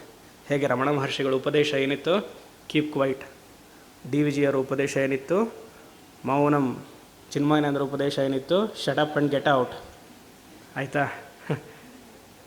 ಎಲ್ಲ ಜ್ಞಾನ. ಆಮೇಲೆ ಇನ್ನೊಬ್ರು ಯಾರ್ದು ಹೇಳಿದೆ, ಅರುಣಗಿರಿನಾಥರದ್ದು ಹೇಳಿದೆ, ಸುಮ್ಮ ಇರು ಸೊಲ್ಲರ. ತಾಯುಮಾನವರು ಹೇಳಿದ್ದಾರೆ, ಸುಮ್ಮ ಇರಂದು ಸುಗಮ್ ಕಾಣು. ಆಯಿತಾ, ಸುಮ್ಮನೆ ಇದ್ದು ಜ್ಞಾನದಿಂದ ಸುಮ್ಮನೆ ಇರಬೇಕು. ಮನಸ್ಸಿನ ಹಠವನ್ನೆಲ್ಲ ನಿಲ್ಲಿಸ್ಬೇಕು. ನಾವು ಚಿಕ್ಕ ಮಕ್ಕಳಿಗೆ ಹೇಳಲ್ವ, ಸುಮ್ಮನೆ ಇರೋದಲ್ಲ. ಎಷ್ಟು ಹಠ ಮಾಡ್ತೀವೋ ನೀನು, ಸುಮ್ಮನೆ ಇರು ಒಂದು ಕಡೆ, ಸುಮ್ಮನೆ ಇರೋಲ್ಲ. ಹೇಳಿ ಹೇಳಿ ಹೇಳಿ ಏನಾಗುತ್ತೆ, ಒಂದು ದಿವಸ ಬೇಜಾರಾಗುತ್ತೆ ತಂದೆ ತಾಯಿಯರಿಗೆ.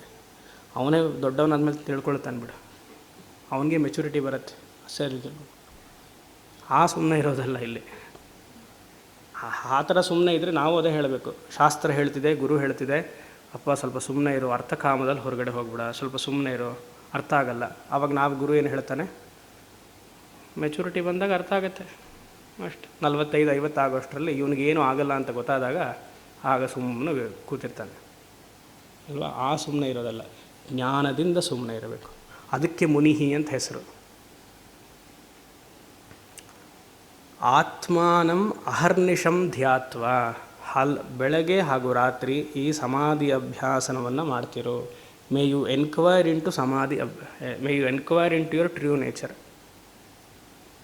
ಇಲ್ಲಿ ಒಂದು ವಿಶೇಷವಾಗಿರುವಂತಹ ಸೂಚನೆ ತಿಳಿಬೇಕು. ಸಮಾಧಿಯಲ್ಲಿ ಕೂತ್ರೆ ಅದ್ವೈತ ಜ್ಞಾನ ಬರೋದಿಲ್ಲ, ತಿಳಿರಿ ಆಯಿತಾ.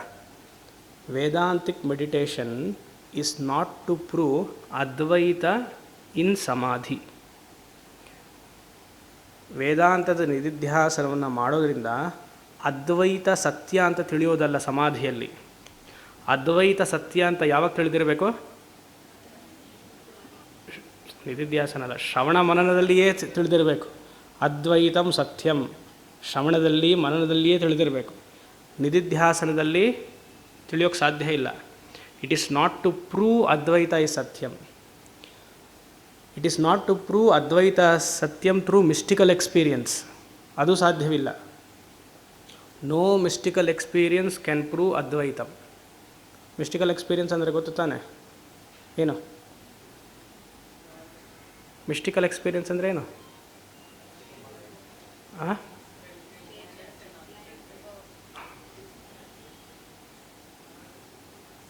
ಹಾಲುಸಿನೇಷನ್. ಮಿಸ್ಟಿಕಲ್ ಎಕ್ಸ್ಪೀರಿಯನ್ಸ್ ಇಸ್ ಹಾಲುಸಿನೇಷನ್ ಅಷ್ಟೇ. ಸಂಪ್ರದಾಯದಲ್ಲಿ ಅದೇ ಅರ್ಥ. ಈಗಿನ ಗುರುಗಳು ಏನೇನೋ ಹೇಳ್ತಾರೆ, ಅದಕ್ಕೊಂದು ಬುಕ್ಕೇ ಬರೆದಿದ್ದಾರೆ, ಥ್ರೂ ಎ ಮಿಸ್ಟಿಕ್ ಐ. ಅರ್ಥ ಆಗುತ್ತಲ್ವ? ಅದೆಲ್ಲ ಸಂಪ್ರದಾಯ ಅಲ್ಲ ಅದು. ಇಟ್ ಈಸ್ ನಾಟ್ ಸಂಪ್ರದಾಯ ಅಥವಾ ಶಂಕರರು ಯಾವತ್ತೂ ಅದನ್ನು ಹೇಳಿಲ್ಲ. So they are proving Advaita through mysticism. It is wrong ಅಂತ ಇದ್ದಾನೆ ಇಲ್ಲಿ ರಾಮ. ಅದ್ವೈತ ಸತ್ಯ ಅನ್ನೋದು ಶ್ರವಣ ಮನನದಲ್ಲಿಯೇ ಗೊತ್ತಿರಬೇಕು. ನಿಧಿಧ್ಯಾಸನದಲ್ಲಿ ಏನು ಮಾಡ್ತಿದ್ದೀವಿ, ಆ ಸತ್ಯ ಅನ್ನುವಂತಹ ಅದ್ವೈತವನ್ನು ನನ್ನ ಸ್ವರೂಪವೇ ಆಗಿದೆ ಅಂತ ಅವಧಾರಣೆಯನ್ನು ಮಾಡ್ಕೊಳ್ತಿದ್ದೀನಿ, ಅಸಿಮ್ಯುಲೇಟ್ ಮಾಡ್ಕೊಳ್ತಿದ್ದೀನಿ. ನನ್ನ teaching it is become part of my responsibility, part of my personality. ಅರ್ಥ ಆಯ್ತಾ? ನಿಧಿಧ್ಯಾಸನವನ್ನು ಯಾತಕ್ಕೆ ಮಾಡಬೇಕು? ಏನೋ ಒಂದು ಅದ್ವೈತದ ಅನುಭವ ಆಗತ್ತೆ ಅಂತ ಮಾಡಬಾರ್ದು. ಅದ್ವೈತದ ಅನುಭವ ಸರ್ವಕಾಲಿಕ, 3 ಕಾಲದಲ್ಲಿಯೂ ಇದೆ. ಜಾಗೃತ ಅವಸ್ಥೆಯಲ್ಲಿ ಅದ್ವೈತ ಇದೆ, ಸ್ವಪ್ನಾವಸ್ಥೆಯಲ್ಲಿ ಅದ್ವೈತ ಹೇಳಬಾರ್ದು ಹಾಗೆ ಇದೆ ಅಂತ ತಿಳ್ಕೊಳ್ಳಿ. ಸುಷುಪ್ತಿಯಲ್ಲಿ ಅದ್ವೈತದ ಸ್ಥಿತಿಯೇ ಇದೆ. ಜಾಗೃತ ಅವಸ್ಥೆಯಲ್ಲಿ ಅದ್ವೈತ ಇದೆಯಾ? ನನ್ನ ಸ್ಟ್ಯಾಂಡು ಇದೆ ಅಂತ. ಅದಕ್ಕೆ ಉದಾಹರಣೆ ಏನು ಕೊಟ್ಟಿದ್ದೆ? ಸುವರ್ಣವನ್ನು ಕೊಟ್ಟಿದ್ದೆ. ನಿಮ್ಮ ಚಿನ್ನದ ಬಳೆ, ಚಿನ್ನದ ಬಳೆಯನ್ನು ತೋರಿಸಿದಾಗ ಇದು ಏನು ಅಂತ ಕೇಳಿದಾಗ ಏನು ಹೇಳ್ತೀರಾ? ಬಳೆ ಅಂತ ಹೇಳ್ತೀರಾ. ಬಳೆ ಹೇಳಿದವರೆಲ್ಲ ಯಾವ ಸ್ಥಿತಿಯಲ್ಲಿದ್ದಾರೆ? ದ್ವೈತದಲ್ಲಿದ್ದಾರೆ. ಚಿನ್ನ ಅಂತ ದೃಷ್ಟಿ ಬರಬೇಕು ನನಗೆ. ವ್ಯವಹಾರ ಹಲವಾರು ಬಳೆ ಇದೆ, ನೆಕ್ಲೆಸ್ ಇದೆ, ಡಾಬ್ ಇದೆ, ಎಲ್ಲ ಇದೆ. ಅದು ಎಲ್ಲದರಲ್ಲೂ ಇರುವಂಥದ್ದು ಏಕಮಾತ್ರ ಸತ್ಯ ಯಾವುದು? ಚಿನ್ನ. ಅದು ಇರುವಂತಹ ಎಲ್ಲ ವ್ಯವಹಾರ ನಡೀತಾ ಇರಲಿ. ಬಳೆಯನ್ನು ಹಾಕೊಳ್ಳೋಣ, ನೆಕ್ಲೆಸ್ ಹಾಕೊಳ್ಳೋಣ, ಆದರೆ ಮನಸ್ಸಿನಲ್ಲಿ ಜ್ಞಾನ ಚಿನ್ನ ಅಂತಿರಬೇಕು. ಎಲ್ಲಿ ಅದು ನಾಮರೂಪವನ್ನು ನೋಡ್ತೀವೋ ದ್ವೈತ. ವ್ಯವಹಾರದಲ್ಲಿಯೂ ಅದ್ವೈತವನ್ನೇ ನೋಡಬೇಕು. ವ್ಯವಹಾರ ಸತ್ಯ ಬೇರೆ, ಪಾರಮಾರ್ಥಿಕ ಸತ್ಯ ಬೇರೆ, ಅದು ಬೇರೆ. ವ್ಯವಹಾರದಲ್ಲಿ ಸತ್ಯವನ್ನು ನೋಡಿದಾಗ ಸಂಸಾರದಲ್ಲಿ ಅಂಟುವುದಿಲ್ಲ. ಈ ನಶ್ವರ ಆಗಿರುವಂತಹ ಜಗತ್ತನ್ನು ಅದಕ್ಕೆ ಅಧಿಪಾಯ ನಾನು ಅಂತ ತಿಳಿದಾಗ, ಎಂತಹ ನಾನು? ಬ್ರಹ್ಮ ನಾನು ಅಂತ ತಿಳಿದಾಗ ಜಗತ್ತಿಂದ ನಿಮಗೇನು ತೊಂದರೆ ಆಗಲ್ವಲ್ಲ. ಜಗತ್ತು ಬೇರೆ ಬೇರೆ ಅಂತ ಮಾಡಿಕೊಂಡಾಗ ತೊಂದರೆ. ತಿಳಿರಿ, ವೆರಿ ಇಂಪಾರ್ಟೆಂಟ್ ಇದು. ಇದು ಸಮಾಧಿ ಶ್ರವಣ ಮನನದಿಂದ ಸಮಾಧಿ ಅಭ್ಯಾಸದಿಂದ ಬರುತ್ತೆ ಹೊರತು, ಅವಧಾರಣಾರ್ಥದಿಂದ ಬರುತ್ತೆ ಹೊರತು, ಅಲ್ಲಿ ಕೂತು ಹೊಸ ಅನುಭವ ಏನೂ ಬರಲ್ಲ ನಿಮಗೆ. ಯಾವ ಅನುಭವವೂ ಹೊಸದಲ್ಲ. ನಮಗೆ ಸರ್ವಕಾಲಿಕವಾಗಿ ಎಲ್ಲ ಅನುಭವವೂ ಇದೆ. ಅನುಭವದ ಹಿಂದೆ ನಾನಿದ್ದೀನಿ, ಅದು ಅದ್ವೈತ. ಎಲ್ಲ ಅನುಭವದ ಹಿಂದೆ ಸಾಕ್ಷಿಯಾಗಿ ನಾನಿದ್ದೀನಿ. That is important. ಅನುಭವ ಆಗ್ತಾನೇ ಇದೆಯಲ್ಲ ನಮಗೆ, ಅಲ್ವಾ? ಭಗವಂತನ ಅನುಭವ ಆಗ್ತಾನೇ ಇದೆ. ನಾನು ಹಲವಾರು ಸತಿ ಹೇಳಿದ್ದೀನಿ, ರಾವಣನಿಗೆ ಯಾರ ಅನುಭವ ಆಯಿತು? ರಾವಣನಿಗೆ ರಾಮನ ಅನುಭವ ಆಯಿತು. ಅವನಿಗೆ ಮೋಕ್ಷ ಅಂತ ಜೀವನ್ಮುಕ್ತ ಅಂತ ಕರೆದ್ರ? ಸಗುಣ ದೇವರನ್ನು ಸಾಕ್ಷಾತ್ಕಾರ ಮಾಡ್ಕೊಳ್ಳೋದೇ ಮೋಕ್ಷ ಅಂತ ಇದ್ದರೆ, ರಾವಣನಿಗೆ ರಾಮ ಅನುಭವ ಆಯ್ತಲ್ಲ, ಕಂಸನಿಗೆ ಕೃಷ್ಣನ ಅನುಭವ ಆಯ್ತಲ್ಲ, ಸಿಕ್ತ ಮೋಕ್ಷ, ವಧೆ ಆಯಿತು. ಇವಾಗ ನಾವು ಸಗುಣ ಈಶ್ವರನ ಸಾಕ್ಷಾತ್ಕಾರ, my personal experience, god realisation. ಶಾಸ್ತ್ರ ಓದಿರೋರು ಯಾರೂ ಹಾಗೆ ಮಾತಾಡಲ್ಲ. ಅವ್ರನ್ನ ಹೋಗಿ ನೀವು ಕೇಳಬೇಕು, have you read the scriptures? ಶಂಕರರನ್ನ ಅಧ್ಯಯನ ಮಾಡಿದ್ದೀರಾ? ಪ್ರಸ್ಥಾನತ್ರಯವನ್ನು ಓದಿದ್ದೀರಾ? ಆಯಿತಾ? ಪೋಸ್ಟ್ ಶಂಕರ, ಪ್ರೀ ಶಂಕರ ಆಚಾರ್ಯರ್ಸನ್ನ ಓದಿದ್ದೀರಾ? ಸಂಪ್ರದಾಯದಲ್ಲಿ ಬಂದಿದ್ದೀರಾ? ಇಲ್ಲ, ನನಗೇನು ಗೊತ್ತಿಲ್ಲ, I am an illiterate in this, I have not studied Sanskrit. ಈ ಥರ ಎಲ್ಲ ಹೇಳ್ಕೊಂಡು ಸ್ಟೇಜ್ ಮೇಲೆ ಮಾತಾಡ್ತಾರಲ್ಲ. ಮತ್ತು ಯಾಕೆ ಬಂದ್ಯಪ್ಪ? ಯಾತಕ್ಕೆ ಬಂದೆ ಅಲ್ವಾ? ಜನನ ಮೋಡಿ ಮಾಡೋಕ್ಕೆ ಬಂದ್ಯಾ ವಿತ್ ಯುವರ್ ಇಂಗ್ಲೀಷ್ ಲ್ಯಾಂಗ್ವೇಜ್ ಅಲ್ವಾ? ಯೋಚನೆ ಮಾಡಿ, ವೆರಿ ಇಂಪಾರ್ಟೆಂಟ್. ಸಂಪ್ರದಾಯಸ್ಥರು ಯಾರೂ ಹಾಗೆ ಮಾತಾಡೋದಿಲ್ಲ. ಸಗುಣ ಈಶ್ವರಿಂದನೇ ಸಾಕ್ಷಾತ್ಕಾರ ಆಯಿತು ಅಂದರೆ ಮತ್ತು ಅದ್ವೈತ ಪುಸ್ತಕ ಯಾತಕ್ಕೆ? ರಾಮಗೀತ ಯಾತಕ್ಕೆ? ಎಸಿಬೋದು ಅದನ್ನು ಪುಸ್ತಕ ಪಕ್ಕಕ್ಕೆ. ತಿಳಿರಿ. ಸೊ ನಿಧಿಧ್ಯಾಸನ ಯಾತಕ್ಕೆ ಬೇಕು? ನನ್ನ ಸ್ವರೂಪವನ್ನು ತಿಳಿಯೋದಕ್ಕೆ ಬೇಕು. ಅದು ಆಲ್ರೆಡಿ ತಿಳಿದಿರ್ತೀವಿ, ಅವಧಾರಣೆ ಮಾಡ್ಕೊಳ್ಳೋಕ್ಕೆ ಮಾತ್ರ ನಿಧಿಧ್ಯಾಸನ ಅವಶ್ಯಕ. ಅಲ್ಲಿ ಅನುಭವ ಬರುತ್ತೆ ಅಂತಿಲ್ಲ. ಯಾವ ಅನುಭವ ಬರುತ್ತೋ ಅದು ಹೋಗಲೇಬೇಕು. ಯಾವುದು ಬರುತ್ತೋ ಅದು ಹೋಗಬೇಕು. ಅದು ದೈವಿಕವಾದ ಅನುಭವ ಆಗಲಿ ಅಥವಾ ಲೌಕಿಕವಾದ ಅನುಭವ ಆಗಲಿ. ಭಗವಂತನು ಇವತ್ತು ನನ್ನ ಧ್ಯಾನ ಸ್ಥಿತಿಯಲ್ಲಿ ಕಂಡುಕೊಂಡ, ನಿಮ್ಮ ಇಷ್ಟದೇವತೆ ಬಂತು. ಎಷ್ಟೊತ್ತಿರೋಕ್ಕಾಗಕ್ಕೆ ಸಾಧ್ಯ? ನೀವು ಧ್ಯಾನ ಮಾಡೋವರೆಗೂ ಇರೋಕ್ಕೆ ಸಾಧ್ಯ, ಆಮೇಲೆ ಮರ್ತುಬಿಟ್ರಲ್ಲ ಅಲ್ವಾ? ಆದರೆ ಆ ಭಗವಂತನ ಸಾಕ್ಷಾತ್ಕಾರ ಆಗಿರುವಂತಹ ನಿಮ್ಮ ಇಷ್ಟದೇವತೆ ಈಗ ಅಧಿಷ್ಠಾನ ಯಾವುದು? ಆತ್ಮ, ನೀವೇ ಅದು.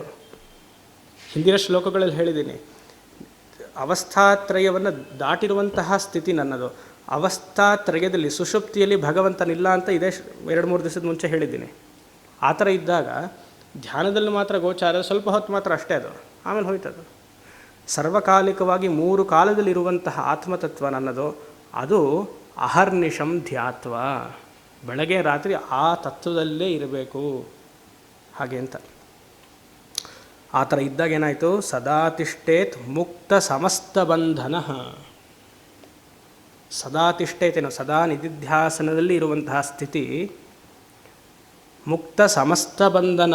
ಎಲ್ಲ ಶೋಕ ಮೋಹಗಳು ಎಲ್ಲ ಹೋಗ್ತಾ ಬಂತು. ಅವನಿಗೆ ಭಯ ಪಡೋದೇ ಇಲ್ಲ. ಅವನು ನಾಳೆ ಏನಾಗತ್ತೆ ಅನ್ನೋದು ಹೇಳಲ್ಲ. ಆಂಗ್ಸೈಟಿ ಇಲ್ಲ. ನಮಗೆ ಆಂಗ್ಸೈಟಿ ಸಾಕಷ್ಟಿದೆ, ಪ್ರತಿನಿತ್ಯ ಇದೆ. ಅದು ಯಾವುದ್ರ ಬಗ್ಗೆ ಆಂಗ್ಸೈಟಿ ಮಾತ್ರ ಚೇಂಜ್ ಆಗ್ತಾ ಹೋಗುತ್ತೆ. ಆದರೆ ಆಂಗ್ಸೈಟಿ ಇದೆಯಾ? ಇದೆ. ಅಡ್ಮಿಷನ್ನಿಂದ ಇದೆ ಆಂಗ್ಸೈಟಿ ನಮಗೆ. ಮಕ್ಕಳಿಗೆ ಅಡ್ಮಿಷನ್ ಮಾಡಿಸೋದ್ರಿಂದ ಸಿಗತ್ತೋ ಸಿಗಲ್ವೋ, ಸಿಕ್ಕಿದ ಮೇಲೆ ಓದ್ತಾನೋ ಇಲ್ವೋ, ಆ ಬಸ್ ಬಂತೋ ಇಲ್ವೋ, ಬರಿತಾನೋ ಇಲ್ವೋ.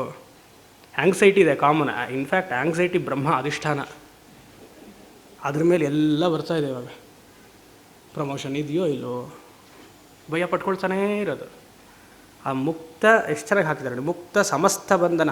ಆತನಿಗೆ ಆ ಅವಸ್ಥೆಯಲ್ಲಿರೋವನಿಗೆ ಭಯನೇ ಇಲ್ಲ. ಯೋಚನೆ ಮಾಡಿ. ಪ್ರಾರಬ್ಧ ಅಶ್ನನ್ ಅಭಿಮಾನವರ್ಜಿತ. ಅಶ್ನನ್ ಅಂದರೆ ಊಟ ಮಾಡುವುದು, ಇಲ್ಲಿ ಅನುಭವಿಸುವುದು. ಆತನ ಪ್ರಾರಬ್ಧ, ಯಾರ ಪ್ರಾರಬ್ಧ? ಆ ಜ್ಞಾನಿಯ ಪ್ರಾರಬ್ಧ ಸಂತೋಷವಾಗಿ ಅನುಭವಿಸ್ತಾನಂತೆ.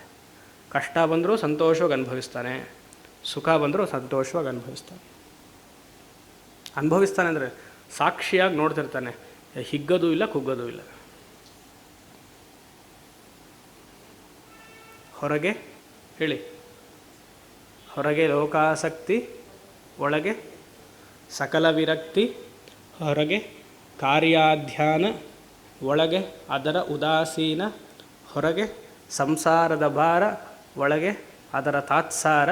ವರಯೋಗ ಸೂತ್ರವಿದು ಮಂಕುತಿಮ್ಮ. ಹೊರಗೆ ಲೋಕಾಸಕ್ತಿ ಅರ್ಥ ಆಗುತ್ತಲ್ಲ, ಆ ಕೆಲಸ ಮಾಡಬೇಕು ಇದು ಅಂತೆಲ್ಲ ಇರಲಿ, ನಾಟಕ ಅದು ಇರಬೇಕು, ಹಾಗೆ ಅಭಿಮಾನ ಅದು. ಹೊರಗೆ ಲೋಕಾಸಕ್ತಿ, ಒಳಗೆ ಸಕಲ ವಿರಕ್ತಿ. ಮನಸ್ಸಿನಲ್ಲಿ ವೈರಾಗ್ಯ ಇದ್ದರೆ ಹೊರಗಡೆ ಚೆನ್ನಾಗಿ ಆಟ ಆಡ್ಬೋದು.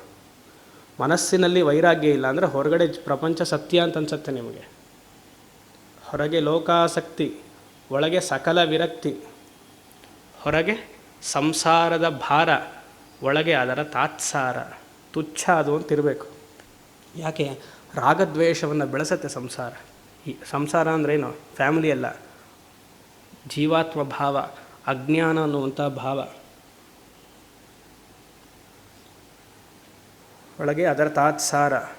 ಆಮೇಲೆ ಹೊರಗೆ ಲೋಕಾಸಕ್ತಿ, ಒಳಗೆ ಸಕಲ ವಿರಕ್ತಿ. ಹೊರಗೆ ಕಾರ್ಯ, ಒಳಗೆ ಅದರ ಉದಾಸೀನ. ವರಯೋಗ ಸೂತ್ರವಿದು ಮಂಕುತಿಮ್ಮ. ಆ ಥರ ಇರ್ತಾರೆ. ಆ ಪ್ರಾರಬ್ಧ, ಒಳ್ಳೆ ಪ್ರಾರಬ್ಧ ಬಂತ, ಜನ್ಮದಲ್ಲಿ ಮಾಡಿರುವಂತಹ ಪುಣ್ಯಕರ್ಮಗಳ ಪ್ರಾರಬ್ಧ ಬಂತ, ಎಲ್ಲವೂ ಒಳ್ಳೆಯದಾಗತ್ತೆ ಅವನಿಗೆ. ಸಂತೋಷವಾಗಿರ್ತಾನೆ. ಸಂತೋಷವಾಗಿ ಅವನು ಆತ್ಮಾರಾಮ ಸ್ಥಿತಿಯಲ್ಲಿರ್ತಾನೆ, ಹೊರಗಡೆ ಹೇಳ್ಕೊಳ್ಳಲ್ಲ. ಕಷ್ಟ ಬಂತ ಅಳೋದಿಲ್ಲ. ಹಾಗಿರಬೇಕು ಒಬ್ಬ ಜ್ಞಾನಿ. ನಮ್ಮ ಗುರುನಾಥರು ಸ್ವಾಮಿ ಓಂಕಾರಾನಂದರು ಹೇಳ್ಕೊಳಕ್ಕಲ್ಲ, ಸುಮ್ಮನೆ ಸಂದರ್ಭ ಬಂತು ಮನಸ್ಸಿನಲ್ಲಿ. ಇದು ಯಾವುದು ಪ್ಲ್ಯಾನ್ ಮಾಡಿ ಹೇಳೋದಲ್ಲ, ಎಕ್ಸ್ಟೆಂಪರ್ ಏನು ಬರುತ್ತೋ ಅದು ಹೇಳೋದಷ್ಟೆ. ಕೊರೋನಾ ಆದಮೇಲೆ ಎಲ್ಲವನ್ನು ಪಾಠ ಮಾಡಿದರು ನಮಗೆ. ಪ್ರಸ್ಥಾನತ್ರಯದಲ್ಲಿ ಪ್ರಕರಣ ಗ್ರಂಥಗಳು, ಭಗವದ್ಗೀತೆ, ಶಂಕರ ಭಾಷ್ಯ, ಉಪನಿಷತ್ಸು, ಶಂಕರ ಭಾಷ್ಯ ಎಲ್ಲ, ಬ್ರಹ್ಮಸೂತ್ರ, ಚತುಸ್ಸೂತ್ರಿವರೆಗೂ ಮಾಡಿದರು. ಸರಿ, ಕೊರೋನಾ ಬಂತು. ಕೊರೋನಾದಲ್ಲಿ ಹೋಗ್ಬಿಟ್ರು. ಒಂದು ಸನ್ಯಾಸ ತಗೊಂಡು 15-20 ದಿವಸಕ್ಕೆ ಅವರು ಮಹಾಸಮಾಧಿ. ನಾವು ತಿರುವಣ್ಣಾಮಲಿದ್ವಿ, ಅವ್ರು ತೇನಿಲಿದ್ದರು.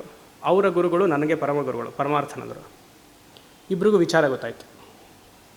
ಫೋನ್ ಬಂತು. ನಾವಿಬ್ಬರು ಸೈಮಲ್ಟೇನಿಯಸ್ಸಾಗಿ ಫೋನ್ ಮಾಡಿದ್ದಾರೆ ಶಿಷ್ಯಂದರು, ಈ ಥರ ತಿಳಿಸಿದ್ರು ಅಂತ.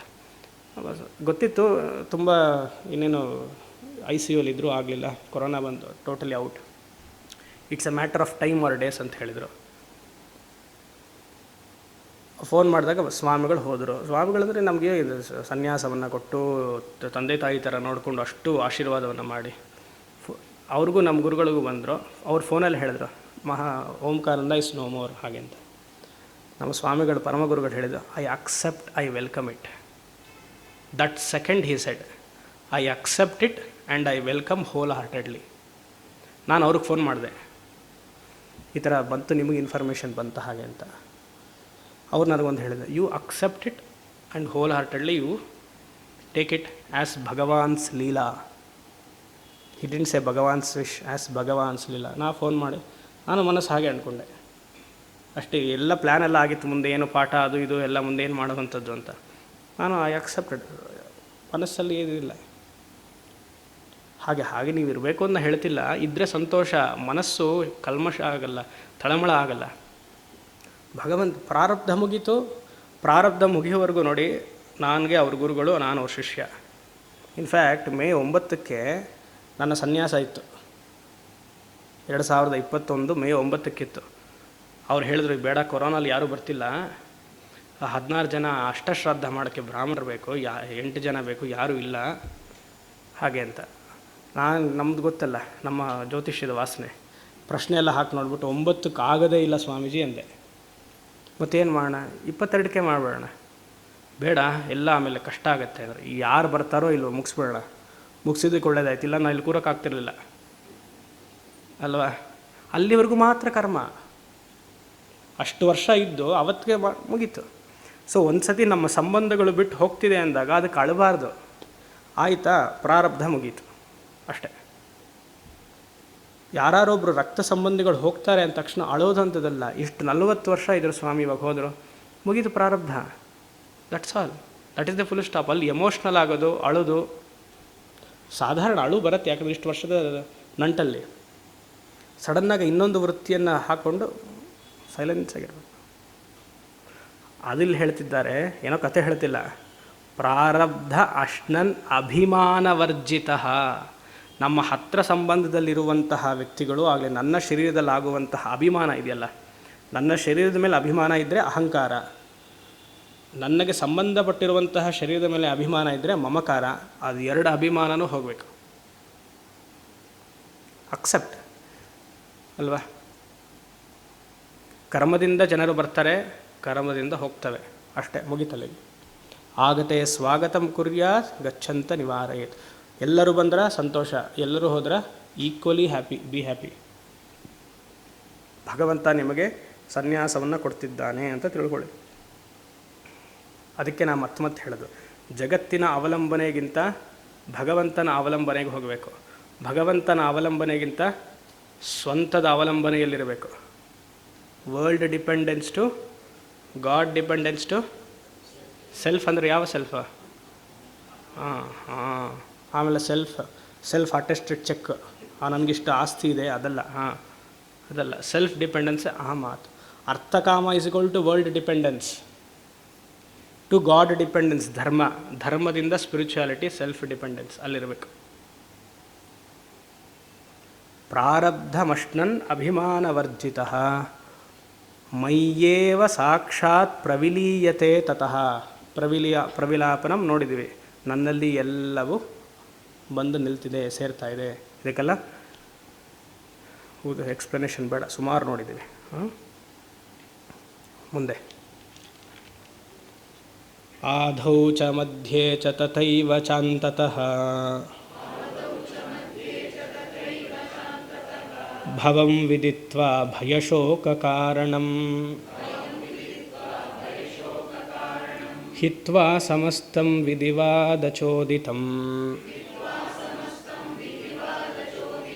ಭಜೇತ್ ಸ್ವಮಾತ್ಮಾನಮಥಾ ಕಿಲಾತ್ಮನಾಂ.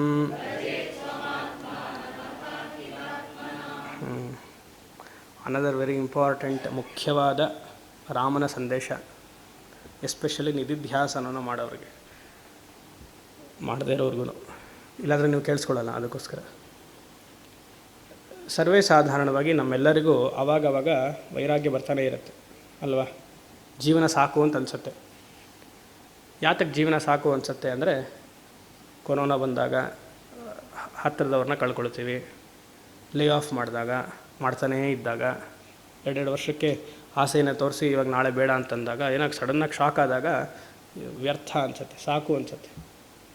ಆವಾಗೆಲ್ಲ ವೈರಾಗ್ಯ ನಮಗೆ ತುಂಬ ಗಟ್ಟಿರುತ್ತೆ. ಆವಾಗ ಗುರುಗಳು, ಆಶ್ರಮ, ಮಠ ಎಲ್ಲ ಜ್ಞಾಪಕ ಬರೋದು.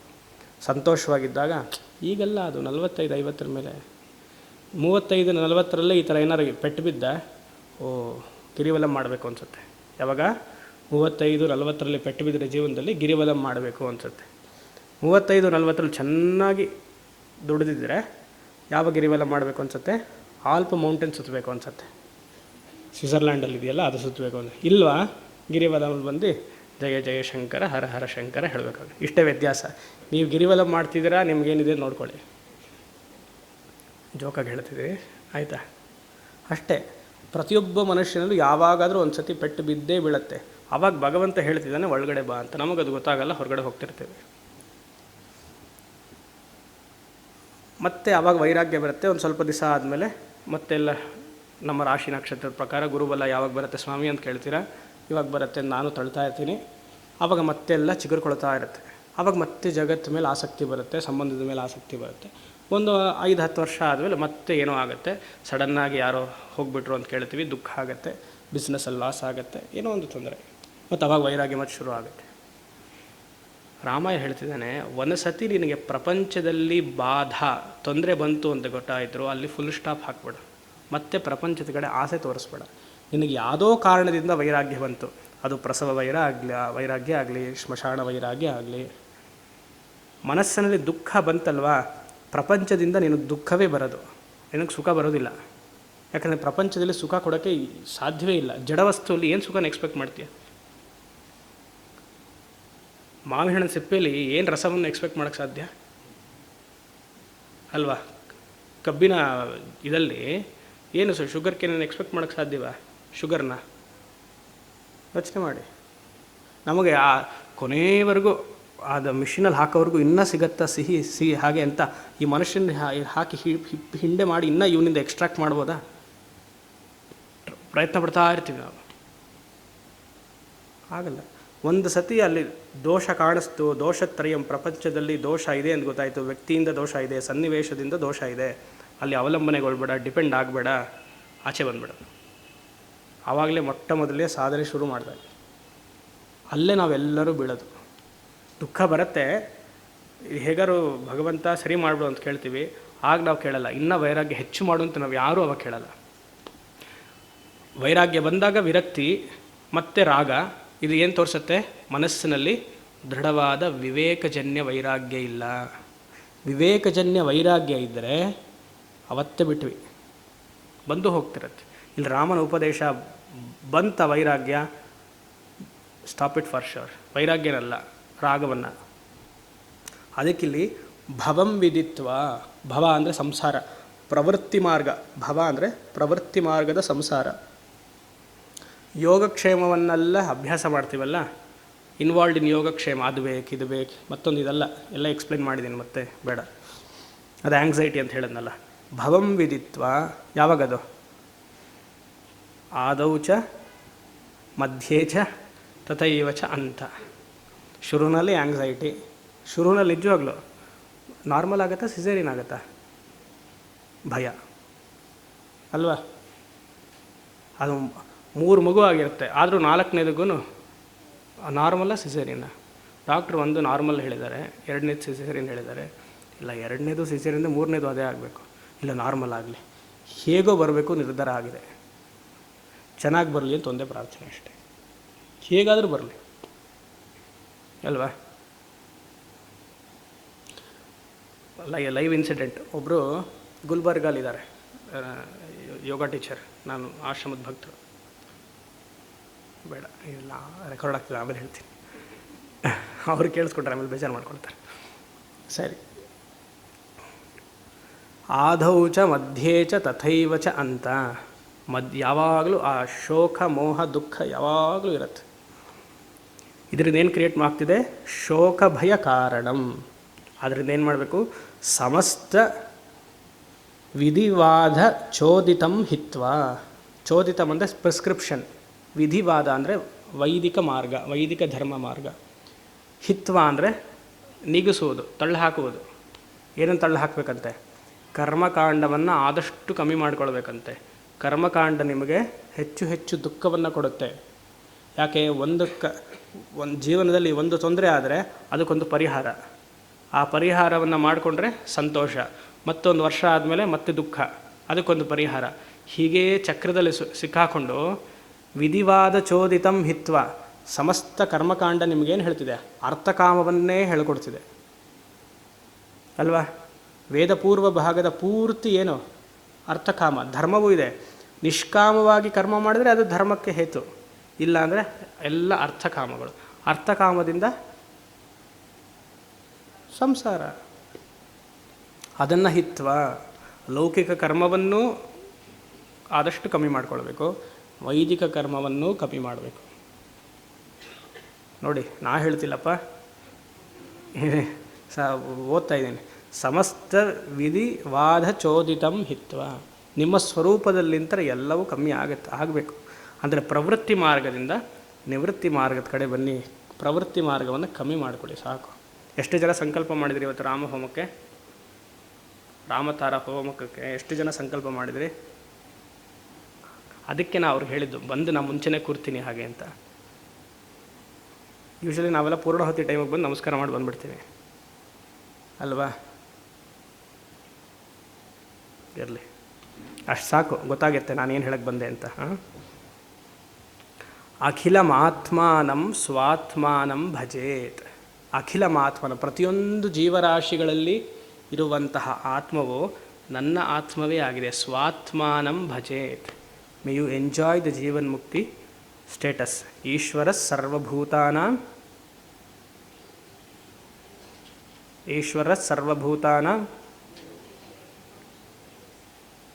ಅಷ್ಟೇ. ಹೃದ್ದೇಶೇರ್ಜುನ ತಿಷ್ಠತಿ ಭ್ರಾಮಯನ್ ಸರ್ವಭೂತಾನಿ ಯಂತ್ರಾರೂಢಾನಿ ಮಾಯೆಯ. 18ನೇ ಅಧ್ಯಾಯ, ಮರ್ತು ಬಿಡಬಾರ್ದು. ನಾಳೆನೂ ಕ್ಲಾಸ್ ಇದೆ, ಎಲ್ಲ 62 ಶ್ಲೋಕನೂ ಕಂಠಸ್ಥ ಮಾಡ್ಕೊಂಡು ನಾಳೆ ಹೇಳಬೇಕು. ಭಯ ಆದೌ ಚ ಮಧ್ಯೆ ಚ ಅಂತೆ ಚ ಭಯ. ಈಶ್ವರ ಸರ್ವಭೂತಾನಾಂ ಹೃದ್ದೇಶೈರ್ಜುನ ತಿಷ್ಠತಿ. ಈ ಅರ್ಜುನ ಎಲ್ಲರ ಹೃದಯದಲ್ಲಿಯೂ ಆತ್ಮ ಚೈತನ್ಯನಾಗಿ ನಾನು ಅಲ್ಲಿ ಕೂತಿದ್ದೀನಿ. ಅದನ್ನು ಇಲ್ಲಿ ಹೇಳ್ತಿರೋದು. ಅಖಿಲಮಾತ್ಮಾನಂ. ಅಖಿಲ ಅಂದರೆ ಎಲ್ಲ, ಆತ್ಮಾನಂ ಅಂದರೆ ಜೀವಾತ್ಮ. ಎಲ್ಲರ ಜೀವಾತ್ಮರಲ್ಲಿಯೂ ಸ್ವಾತ್ಮಾನಂ ಏವ ಭಜೇತ್. ಲಕ್ಷ್ಯ ರೂಪದಲ್ಲಿ ಆತ್ಮವೇ ಆಗಿದೆ ಅಂತ ಎಲ್ಲರಲ್ಲಿಯೂ ನೋಡಿ. ವ್ಯವಹಾರದಲ್ಲಿ ಹಾಗೆ ಇರಬೇಕು. ಒಬ್ಬೊಬ್ಬರನ್ನು ನೋಡಿ ರಾಗದ್ವೇಷವನ್ನು ಬೆಳೆಸ್ಕೊಳ್ಬಾರ್ದು. ಇವ್ರು ನನಗಿಷ್ಟ, ಇವ್ರು ಇಷ್ಟ ಇಲ್ಲ ಅನ್ನಬಾರ್ದು. ಎಲ್ಲರಲ್ಲಿಯೂ ಅದೇ ಚೈತನ್ಯ ಇದೆ ಅಂತ ಹೇಳಬೇಕು. ಆವಾಗ ಬಂಧನ ಬರೋದಿಲ್ಲ. ಚಲನಚಿತ್ರ ಬಂಧನ ಅಲ್ಲ. ನೀವೇನು ಸ್ವಾಮಿ ಇವೆಲ್ಲ ಎಲ್ಲಿ ಹೊಳೆಯುತ್ತೆ ನಿಮಗೆ? ನಮಗೆ ಹೊಳೆಯಲ್ವಲ್ಲ ಅಲ್ವಾ? ಇದಕ್ಕೆ ಜ್ಞಾನನಿಷ್ಠ ಅಂತ ಹೇಳೋದು. ಅಖಿಲಮಾತ್ಮಾನಂ ಸ್ವಾತ್ಮಾನಂ ಭಜೇತ್. ಮುಂದೆ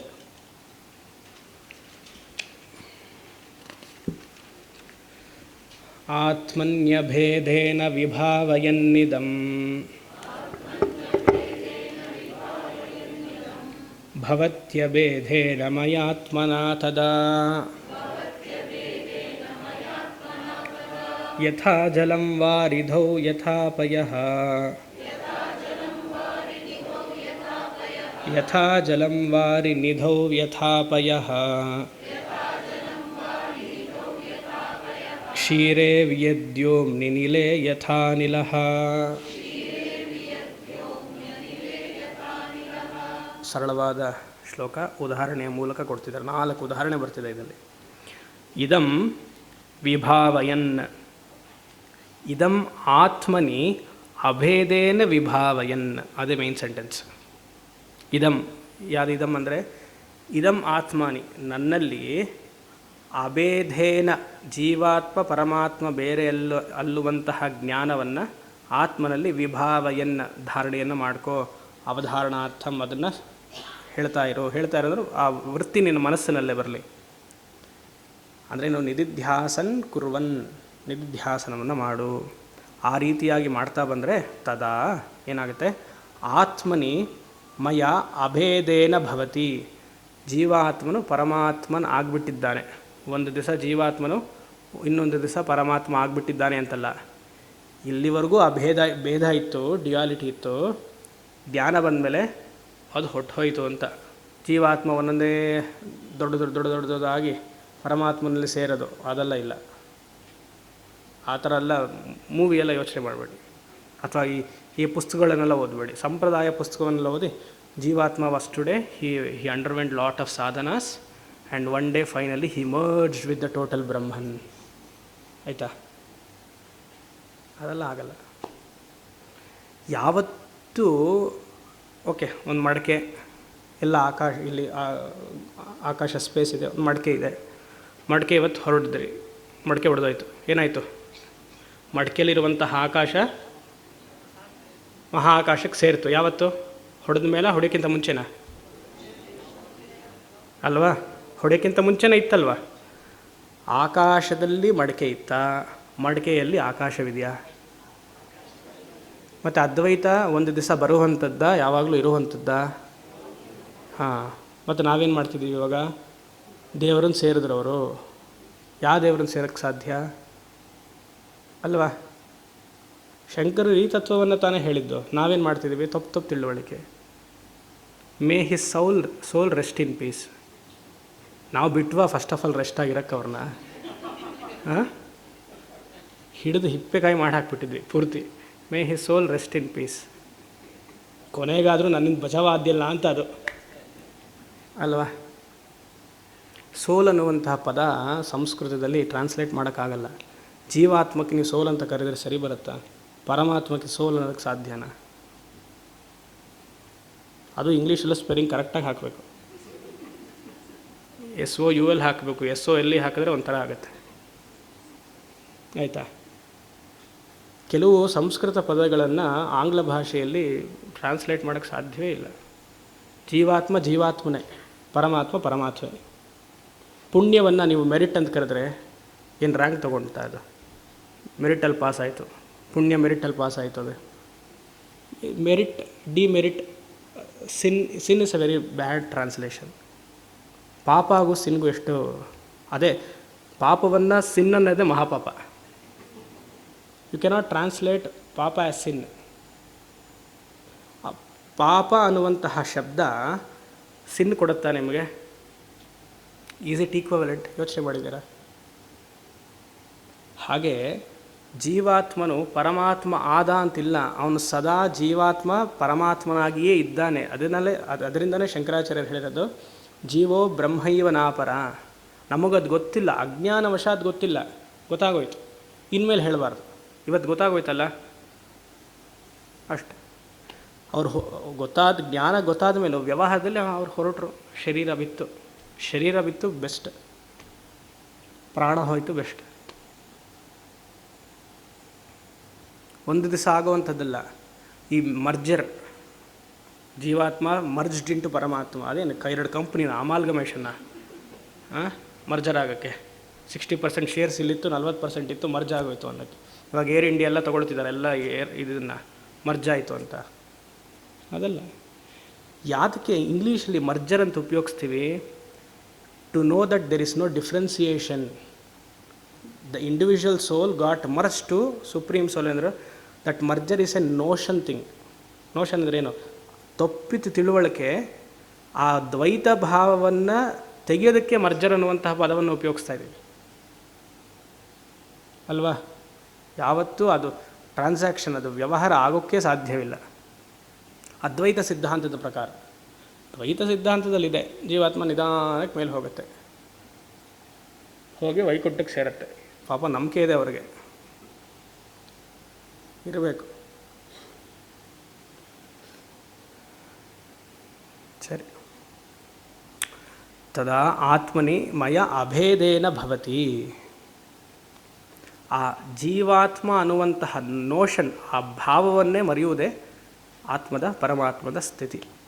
ಅದಕ್ಕೆ 4 ಉದಾಹರಣೆಯನ್ನು ಕೊಡ್ತಾರೆ. ಜಲಂ ವಾರಿಧೌ ಅಭೇದೇನ ಭವತಿ. ಆ 4 ಉದಾಹರಣೆಗೂ ಅಭೇದೇನ ಭವತಿ ಅಂತ ಹಾಕ್ಕೊಳ್ಬೇಕು. ಜಲಂ ನೀರು, ಮಡಿಕೆಯಲ್ಲಿರುವಂತಹ ನೀರು. ವಾರಿ ನಿಧೌ ಸಮುದ್ರ. ಒಂದು ಮಡಿಕೆಯಲ್ಲಿ ನೀರನ್ನು ತುಂಬಿಸಿರ್ತೀರ. ಕನ್ಯಾಕುಮಾರಿನ ತಗೊಳ್ಳೋಣ, ಯಾಕೆ ಅಲ್ಲಿ ಹೋಗಿದ್ದಾರಲ್ಲ. ಮಧ್ಯದಲ್ಲಿ ಕನ್ಯಾಕುಮಾರಿ ಮಧ್ಯದಲ್ಲಿ ಹೋಗ್ತೀರಾ, ಶಿಪ್ ತೊಗೊಂಡು ಒಂದು ಮಡಿಕೆಯನ್ನು ನೀರನ್ನು ಮಧ್ಯದಲ್ಲಿ ಇಡ್ತೀರ, ಮುಳುಗಿಸಿಡ್ತೀರ. ಈಗ ಆ ಮಡಿಕೆಯಲ್ಲಿರುವಂತಹ ನೀರು ಅಭೇದೇನ ಭವತಿ ಯಾವತ್ತಾಯಿತು? ಅದು ಯಾವಾಗಾಯಿತು? ಮಡಿಕೆಯಲ್ಲಿರುವಂತಹ ನೀರನ್ನು ಸಮುದ್ರ ಮಧ್ಯದಲ್ಲಿ ಮುಳುಗಿಸಿದ್ರೆ ಅದು ಯಾವಾಗ ಅಭೇದ ಆಯಿತು? ಮಡಿಕೆ ಹೊಡಿಯೋದು ಬೇಡ ಅಂದರೆ ಯಾವಾಗಲೂ ಇತ್ತು ಅಂತ ಅರ್ಥ. ಉದಾಹರಣೆಗೆ ಅಲ್ಲಿ ತೋರಿಸ್ತಾ ಇದ್ದಾರೆ, ಇವಾಗ ಹೋಯಿತು ಅಂತ. ಮಡಿಕೆ ಹೊಡೆಯೋ ಅವಶ್ಯಕತೆಯೇ ಇಲ್ಲ. ಮಡಿಕೆ ಜೊತೆಗೆ ನೀರಿತ್ತು, ಸಮುದ್ರದಲ್ಲಿ ತಗೊಂಡು ಮಧ್ಯದಲ್ಲಿ ಅದನ್ನು ಮುಳುಗಿಸಿದ್ರು. ಮಡಿಕೆಯಲ್ಲಿರುವಂತಹ ನೀರು ಸಮುದ್ರದಲ್ಲಿರುವಂಥ ನೀರು ಯಾವಾಗ ಒಂದಾಯಿತು? ಯಾವಾಗಲೂ ಇತ್ತು. ಒಡೆದಾಗ ಉಪಾಧಿ ಹೋಯಿತು. ನಮ್ಮ ಆನ್ಲುಕರ್ಸ್ಗೆ, ಸಾಧಕರ ಗುರುಗಳ ಶಿಷ್ಯರಿಗೆ ಹೋಯ್ತಪ್ಪ, ಯಾವಾಗಲೂ ಅದ್ವೈತ ಭಾವವೇ ಇತ್ತು. ಯಥಾ ಪಯಃ ಕ್ಷೀರ ಸಮುದ್ರೇಣ ಅಭೇನ ಭವತಿ. ಕ್ಷೀರ ಸಮುದ್ರ ಅಂದರೆ ಮಿಲ್ಕಿ ಓಷನ್. ಪಯಃ ಅಂದರೆ ಹಾಲು. ಒಂದು ಮಡಕೆಯಲ್ಲಿರುವಂಥ ಹಾಲನ್ನು ಮತ್ತೆ ಇದೇ ಉದಾಹರಣೆಯನ್ನು ತೊಗೊಂಡೋಗಲ್ಲಿ ಮುಳುಗಿಸಿದ್ರೆ ಯಾವಾಗಲೂ ಅದೇ ತಾನೇ ಇರೋದು. ಯಥಾ ವಿಯದ್ ವ್ಯೋಮ್ನಿ ಅಭೇದೇನ ಭವತಿ. ಮಡಕೆಯಲ್ಲಿ ವಿಯದ್ ಒಂದು ಆಕಾಶ ಇತ್ತು, ಮಡಕೆ ಹೋಯಿತು, ಎಲ್ಲದಲ್ಲಿಯೂ ಘಟಾಕಾಶ ಮಹಾಕಾಶ ಆಯಿತು. ಅದೇ ಉದಾಹರಣೆ. ಮತ್ತು ಮಡಕೆ ಯತ್ ಅನಿಲ ಅಭೇದೇನ ಭವತಿ. ಅನಿಲ ಅಭೇದೇನ ಭವತಿ. ಮಡಕೆಯಲ್ಲಿ ಗಾಳಿ ಇತ್ತು, ಮಹತ್ ಗಾಳಿಯಲ್ಲಿ ಸೇರಿತು. ಯಾವತ್ತು?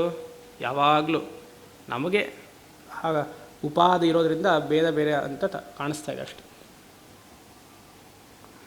ಮುಂದೆ ಇತ್ತಂ ಯದಿ ಕ್ಷೇತ ಹಿ ಲೋಕ ಸಂಸ್ಥಿತಃ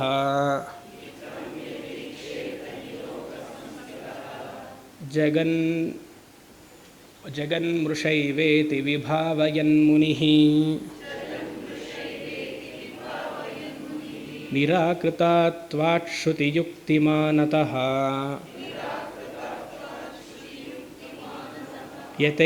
ಯಥೇಂದುಭೇದೋ ದಿಶಿ ದಿಗ್ಭ್ರಮಾದಯಃ. ಇಲ್ಲಿಗೆ ಜೀವನ್ಮುಕ್ತದ ಫಲ. ಜೀವನ್ಮುಕ್ತದ ಫಲ ಅಂದರೆ ನಿಧಿಧ್ಯಾಸನದ ಫಲ ಮುಕ್ತಾಯ ಆಗುತ್ತೆ. ವಿಭಾವಯನ್ ಮುನಿಹಿ ಅಂದರೆ ಸಾಧಕ, ವಿದ್ಯಾರ್ಥಿ, ಹಲವಾರು ವರ್ಷಗಳ ಕಾಲ ಶ್ರವಣ ಮನನ ನಿಧಿಧ್ಯಾಸನ ಮಾಡಿರುವಂತಹ ಮುನಿ. ವಿಭಾವಯನ್ ಮುನಿಹಿ ಲೋಕ ಸಂಸ್ಥಿತ ಸ್ಯಾತ್ ಅಂತ ಸೇರಿಸ್ಕೊಳ್ಬೇಕು.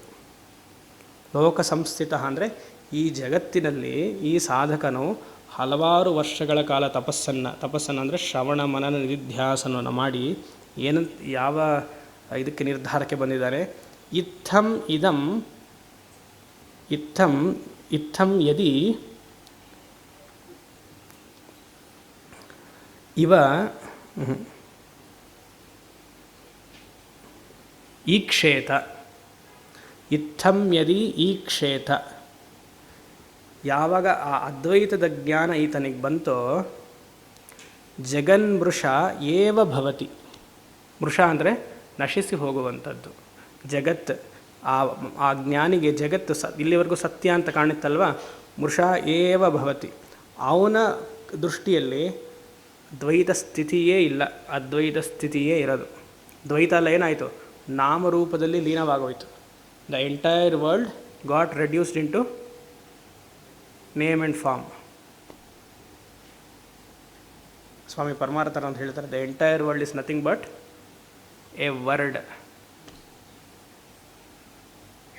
ಎಲ್ಲ ಜಗತ್ತು ಅವ್ರು ಇಂಗ್ಲೀಷಲ್ಲಿ ಹೇಳೋದ್ರಿಂದ ಇಂಗ್ಲೀಷಲ್ಲಿ ಹೇಳೋದು, entire world is nothing but word. Remove the letter L from the world.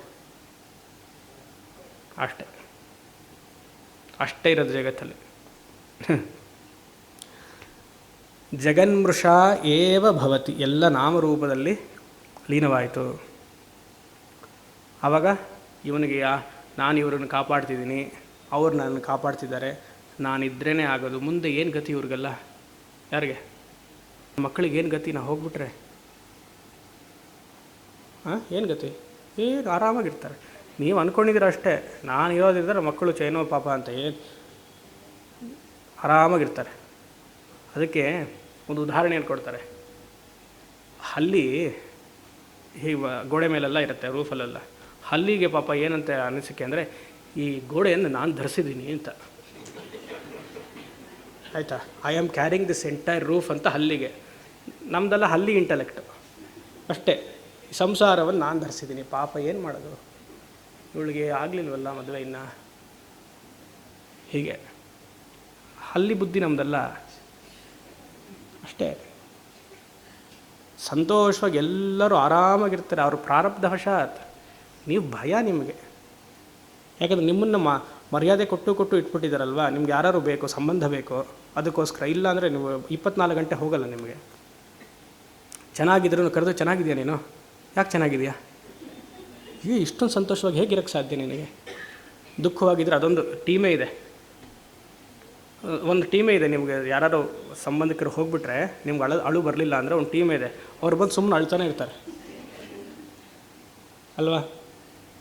ಹಾಗೆ ನಮ್ಮ ಮನಸ್ಸು ಹಾಗೆ, ಎಲ್ಲರೂ ಸಂತೋಷವಾಗಿರ್ತಾರೆ, ಕರ್ಮದಿಂದ ಬರುತ್ತೆ, ಕರ್ಮದಿಂದ ಹೋಗುತ್ತೆ. ಹಲ್ಲಿ ಬುದ್ಧಿಯನ್ನು ತೆಗಿಬೇಕು ಅಷ್ಟೇ. ಮೃಷಾ ಜಗನ್ಮೃಷಾ ಏವ ಭವತ್, ಎಲ್ಲರೂ ಭಗವಂತನ ಆಶ್ರಯ ಅಷ್ಟೇ.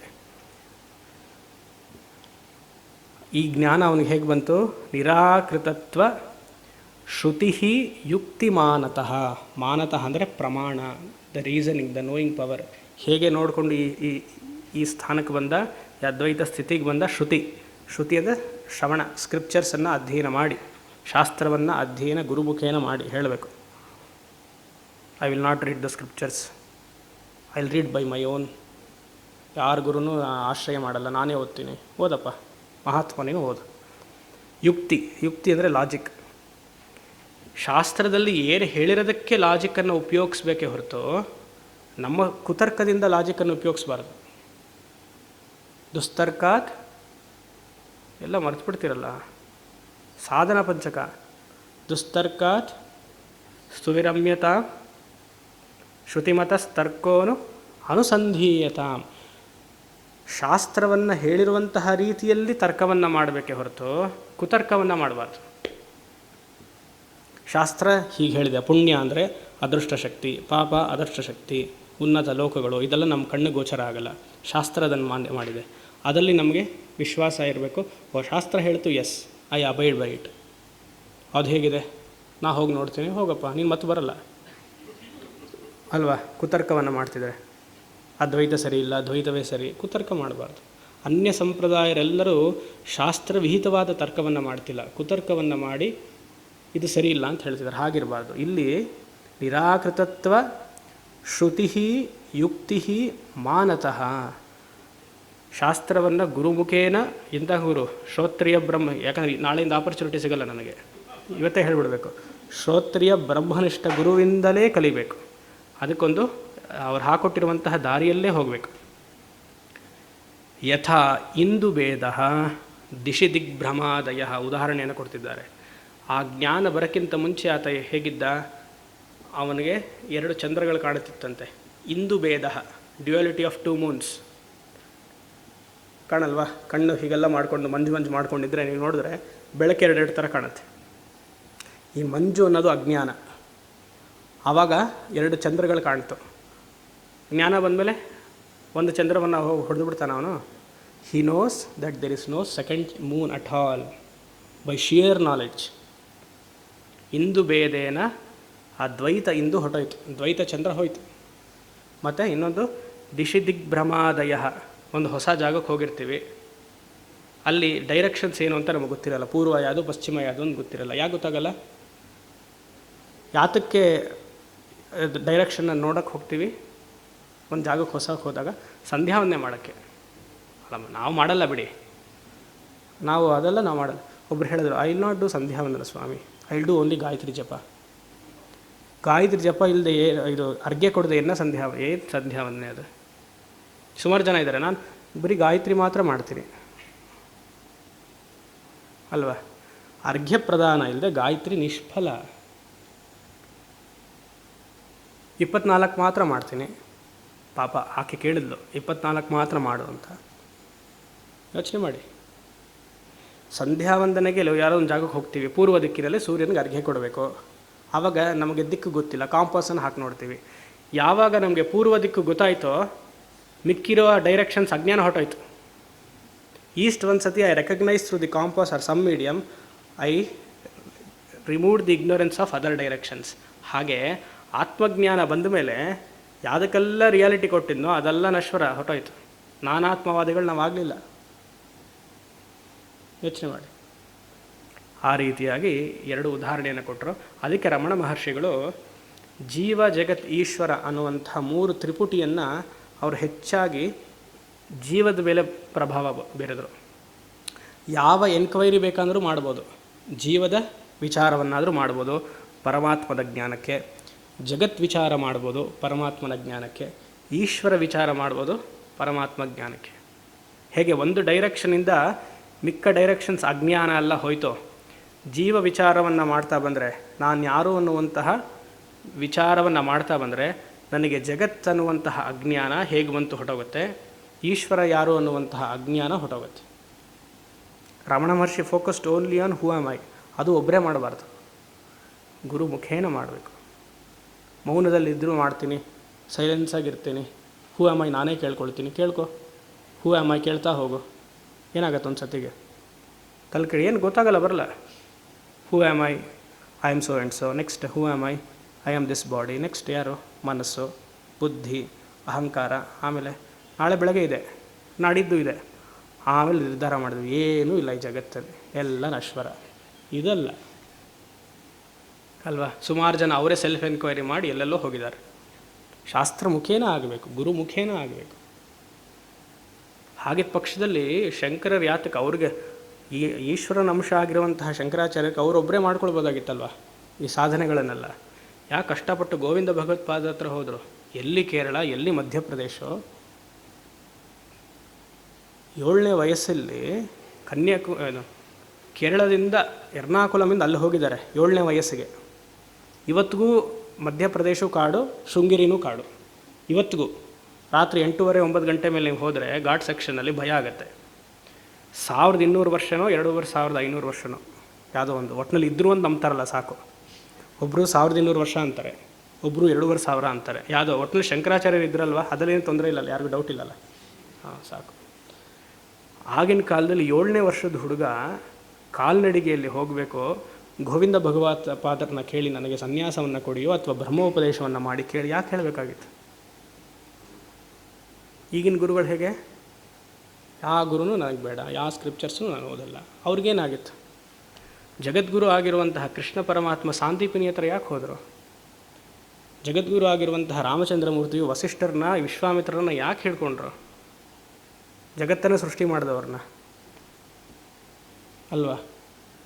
ಎಲ್ಲಿ ಗುರು ಪರಂಪರೆ ಇಲ್ವೋ ಅದ್ರ ಹಿಂದೆ ಹೋಗಬಾರ್ದು ನಾವು. ಗುರು ಪರಂಪರೆ ಇಲ್ವಾ ಆ ಕಡೆ ನೋಡಲೇಬಾರ್ದು. ಅದೆಲ್ಲ ಒಂದು ಮಶ್ರೂಮ್ಸ್ ಬಂದಾಗ ಹೋಗುತ್ತೆ, ಆಮೇಲೆ ಲೈವ್ ಆಗಿಬಿಡುತ್ತೆ. ಇವತ್ತು ಶೃಂಗೇರಿ ಮಠ ಲೈವ್ ಆಗಿದೆಯಾ? ಉತ್ಕೃಷ್ಟ ಸ್ಥಿತಿಯಲ್ಲಿದೆಯಾ? ಯಾಕೆ? ಅದಕ್ಕೊಂದು ಗುರು ಪರಂಪರೆ ಇದೆ. ಅವ್ರದ್ದು ಅಂತ ಇಲ್ವಲ್ಲ. ಯಾವುದೆಲ್ಲ ಸ್ಪಿರಿಚುವಲ್ ಆರ್ಗನೈಸೇಷನ್ ಗುರು ಪರಂಪರೆ ಇಲ್ಲದೆ ಬಂತು ಇವಾಗ ನೋಡಿ ಅಲ್ವಾ? ಇರಬೇಕು, ಗುರು ಪರಂಪರೆ ಇರಬೇಕು. ಅದಕ್ಕೆ ನಿಗದಿ ಮಾಡಿ ಹೋಗಬೇಕು. ತಾನಾಗೆ ಸೃಷ್ಟಿ ಮಾಡೋದಲ್ಲ, ಅದು ಬರಬೇಕು. ಹಾಗೆ ಇಲ್ಲಿ ವಿಚಾರದಲ್ಲಿ ಈ ಹೂ ಆಮ್ ಐ ವಿಚಾರಕ್ಕೆ ಬಂತಿದ್ದು. ಜೀವದ ವಿಚಾರವನ್ನು ಮಾಡ್ತಾ ಬಂದಾಗ ಜಗತ್ ವಿಚಾರ ತಿಳಿಯುತ್ತೆ, ಈಶ್ವರ ವಿಚಾರ ತಿಳಿಯುತ್ತೆ. ಹಾಗೆ ದಿಕ್ಕುಗಳ ಒಂದು ಪೂರ್ವ ದಿಕ್ಕು ತಿಳಿದುಬಿಟ್ರೆ ಅನ್ಯ ದಿಕ್ಕುಗಳ ಅಜ್ಞಾನ ಹೊರಟೋಗುತ್ತೆ. ಆ ರೀತಿಯಾಗಿ ಈ ಶ್ಲೋಕದಲ್ಲಿ ಶ್ರುತಿ ಹಾಗೂ ಯುಕ್ತಿಯ ಜೊತೆಗೆ ಸ್ವರೂಪದಲ್ಲಿ ನಿಲ್ಲುವಂಥ ಆಚಾರ್ಯರು ತಿಳಿಸ್ತಿದ್ದಾರೆ. 58 ಯಾವನ್ನ ಪಶ್ಯೇದಖಿಲಂ ಮದಾತ್ಮಕಂ. ನಿಮಗೆ ತುಂಬ ಇಷ್ಟವಾಗಿರುವಂತಹ ಶ್ಲೋಕ ಇದೆ ಎಲ್ರಿಗೂ. ತಾವನ್ ಮದಾರಾಧನ ತತ್ಪರೋ ಭವೇತ್ ಶ್ರದ್ಧಾಲುರತ್ಯೂರ್ಜಿತ ಭಕ್ತಿಲಕ್ಷಣಃ ಯಸ್ತಸ್ಯ ದೃಶ್ಯೋಹಮರ್ನಿಶಂ ಹೃದಿ. ತುಂಬ ಇಷ್ಟವಾದಂಥ ಶ್ಲೋಕ ಎಲ್ಲರಿಗೂ. ಹೇಗೆ ಹೇಳಿದ್ರಿ ಸ್ವಾಮಿ? ಅರ್ಥ ಹೇಳಿದ್ರೆ ಗೊತ್ತಾಗುತ್ತೆ. 58ರಿಂದ 62 ಶ್ಲೋಕ ಉಪಸಂಹಾರ ಶ್ಲೋಕ ಮುಗೀತು. ಏನು ಇಷ್ಟವಾಗಿರುವಂತಹ ಶ್ಲೋಕ? ರಾಮನೇ ಹೇಳ್ತಾನೆ, ಅದ್ವೈತ ಜ್ಞಾನ ಎಲ್ಲರಿಗೂ ಅಲ್ಲ. ಅದ್ವೈತ ಜ್ಞಾನವನ್ನು ಅಷ್ಟು ಸುಲಭವಾಗಿ ಸಾಧನೆ ಮಾಡೋಕ್ಕಾಗೋದಿಲ್ಲ. ಇದು ನೀವು ಮೊದಲನೇ ದಿವಸನೇ ಹೇಳಿಬಿಟ್ಟಿದ್ದರೆ ಅಲ್ಲವಾ? ನೀವು ಶುರುವಿಂದ ಯಾಕೆ ಬಂದ್ರಿ? ಹಿಂದ್ಗಡೆಯಿಂದ 62ರಿಂದ ಬಂದುಬಿಟ್ಟಿದ್ದರೆ ಅವತ್ತೇ ಆಗೋಗ್ತಿತ್ತಲ್ಲ. ಪೂರ್ಣ ಕುಂಭವೂ ಅವತ್ತೇ ಗುರುದಕ್ಷಿಣೆಯನ್ನು ಕೊಟ್ಟು ಹೊರಟ್ಬಿಡ್ತಿದ್ವಿ ನಾವು ಅಲ್ವಾ? ರಾಮನು ಇದು ಉದ್ದೇಶ ಒಪ್ಕೊಂಡ, ರಾಮನು ಒಪ್ಕೊಂಡ. ಉತ್ತಮ ಅಧಿಕಾರಿಗಳಿಗೆ ಅದ್ವೈತ ಜ್ಞಾನ. ಅದಕ್ಕೆ ಶಂಕರರು ಯೋಚನೆ ಮಾಡಿದ್ರು, ಪ್ರಸ್ಥಾನತ್ರಯ ಭಾಷ್ಯವನ್ನೆಲ್ಲ ಬರೆದು, ಇದು ಭಾಳ ಕಠಿಣ ಇದೆ, ಸ್ವಲ್ಪ ಸಡಿಲ ಮಾಡೋಣ ಅಂತ ಪ್ರಕರಣ ಗ್ರಂಥ ಬರೆದರು. ಇದು ಜನರಿಗೆ ನಾನು ಮತ್ತೆ ಅವತಾರವನ್ನು ಮುಗಿಸಿ ಹೋಗುವಷ್ಟರಲ್ಲಿ 1200-2000 ವರ್ಷ ಆದಮೇಲೆ ಜನರ ಮನಸ್ಸು ಅಷ್ಟು ನಿಲ್ಲಲ್ಲ. ಸರಿ, ಸ್ತೋತ್ರಗಳನ್ನು ಬರೆದರು, ಹಲವಾರು ದೇವತೆಗೆ ಸ್ತೋತ್ರಗಳನ್ನೆಲ್ಲ ಬರೆದರು. ಅದರಲ್ಲಾದರೂ ಶುರು ಮಾಡಲಿ ಸ್ವಲ್ಪ ಅಂತ. ಅಲ್ಲಿ ಶುರು ಮಾಡಿ ಅಲ್ಲಿಗೆ ಬರಬೇಕು. ಎಲ್ಲಿಗೆ ಬರಬೇಕು? ಪ್ರಸ್ಥಾನ ತ್ರಯಕ್ಕೆ ಬರಬೇಕು. ಯಾಕೆ ನಮಗಿದು ಕಷ್ಟ ಅಂದರೆ, ನಮ್ಮ ಅನುಭವಕ್ಕೆ ವಿರುದ್ಧವಾಗಿದೆ ಅದ್ವೈತ ಜ್ಞಾನ. ನಮ್ಮ ನಿತ್ಯ ಜೀವನದ ಅನುಭವಕ್ಕೆ ವಿರುದ್ಧವಾಗಿದೆ ಅದ್ವೈತ ಜ್ಞಾನ. ಜೀವ ಅಂತ ತಗೊಂಡ್ರೆ, the jiva, I am convinced I am a sorrowful being.